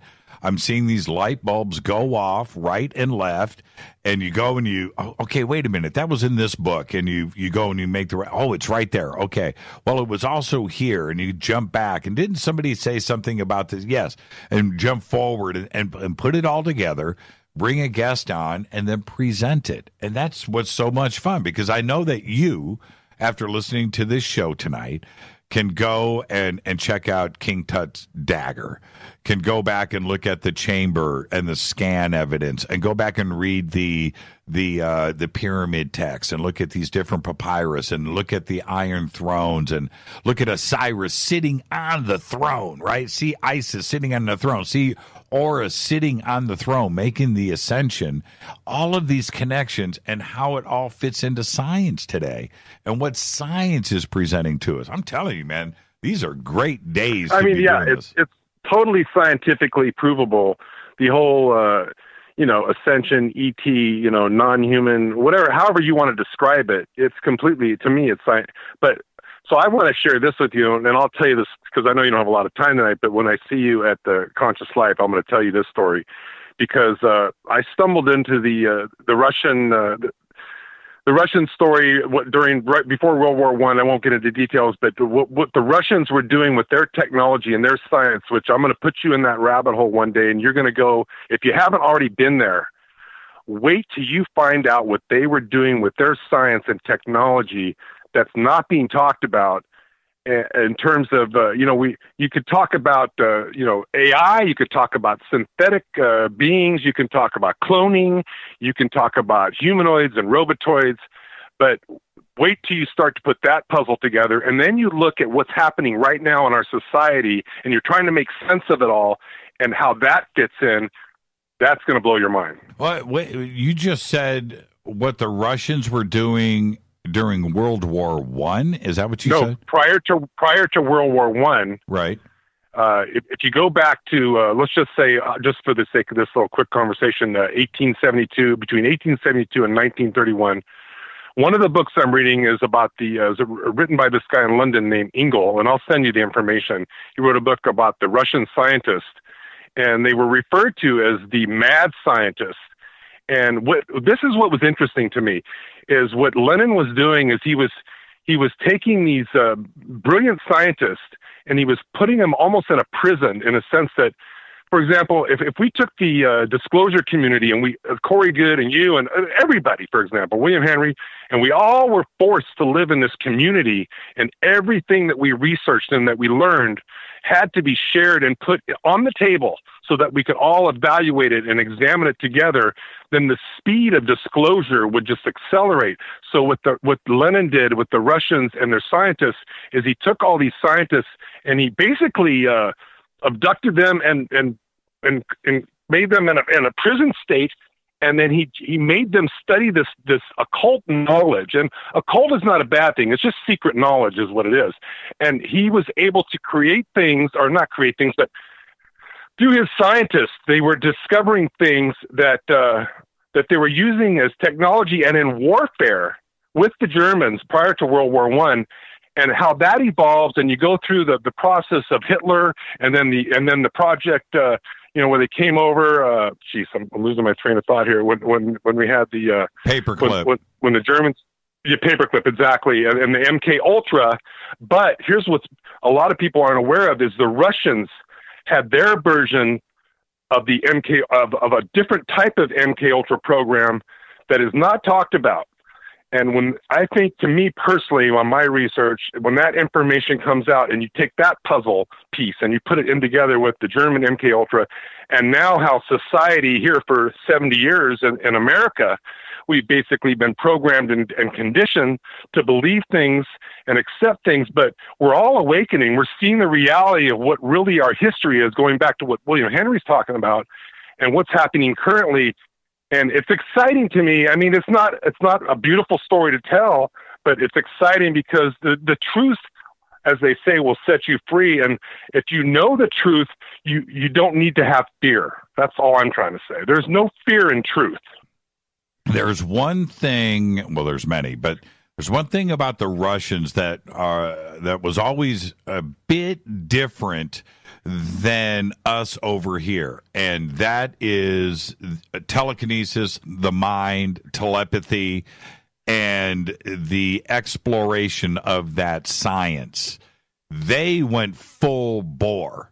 They went full on. Here, it was clandestine, MKUltra, yeah, okay, but it was a different modality than the way that the Russians approach this. And they didn't approach it from a skeptical mindset. They approached it at it was real, and they were going to scientifically apply it to everything that they could. Yeah, from spying to weaponizing it, but also just making it part of society in general. You know, and they accepted that. It was a whole different type of science and how they approached it in the 30s, 40s, 50s, 60s, all the way through to today. For us, it was always fringe, tinfoil hat stuff in the background. You know, we had a few groups that were dealing with it out in public. We had colleges that were, we were talking about it last night with Dr. Judy Orloff and UCLA and their parapsychology program that was funded by the CIA and so forth. But it was all on the down low, and it was never really accepted in the scientific community. Not like what it was over in Russia. It was science. It was something that they looked at and used completely. It's a fascinating part of history, but over here it is, and it's not talked about much. Would you agree that you don't really hear people talking about Russian history? And I mean, we talk about the Russians hacked our election, which I think is BS, but the fact is they have the technology. They could do whatever they want. Well, you go over to Russia, and you can talk to Rita about this, but if you go over to Russia and you talk to anybody about telekinesis or telepathy or, the powers of the mind, that is just what, there's no question about it. Nobody's going to look at you skeptical. It's like the sun comes up in the morning. You know, it is just part of life. It's fascinating. Eric, I'll see you. Man, I can't. So you are going to Conscious Life. So we'll see. I'm going. And, one last quick thought. I'll try to make it like in 10 seconds. Imagine this, just for fun. Imagine that there was a technology where Jimmy Church walked into a room and there was another living being, for example, that looked just like Jimmy Church sitting in the room with you. And they had the technology to take your mind and your consciousness and all your thoughts and memories and transfer it into another living being, and then take that living being and unleash him on society. We're going to talk about that one day. Well, see, you don't know who you're talking to right now. I do know, but that's why I'm waiting to talk to you in person, because I don't know if you want to talk about it on the air. See, if you saw me on the bunker cam, it's not really me. There you go. You're a robotoid android clone or what? I'll talk to you, Eric. Behave and be well, right, my buddy. Friend. Thank you so much. I love you, man. Take care. Right back at you. Great phone call right there. All right, I got to get out of here. Yeah, Conscious Life Expo. Everybody's talking about it. It's coming up 2 short weeks, and just go over to jimmychurchradio.com and click on those banners right there and get yourself some tickets and come and hang out with us. We're all going to be there. Okay. Faded Black's executive producers, Rita Kamarian. Shows produced by Hilton J. Palm, Renee, Dennis, and Bob. Announcers are Steve Harder, Gene Vitoa, Mark D. Kovar. Webmaster is Drew the Geek. Music, Doug Aldrich. Intro, Spaceboy. spaceboymusic.com. Fade to Black is produced by KJCR for the Game Changer Network, and syndication is KGRA, The Planet. Thank you to William Henry. WilliamHenry.net. This broadcast is owned and copyrighted 2017 by Fade to Black and the Game Changer Network. It cannot be rebroadcast, downloaded, copied, or used anywhere in the known universe without written permission from Fade to Black or the Game Changer Network. I'm your host, Jimmy Church. I'll see everybody tomorrow night. It's Open Lines, it's Fader Night, and John Rappaport with his No More Fake Newsroom live. You can follow me on Twitter at JChurchRadio. Until tomorrow night, everybody be safe. Go Beckley Tepe.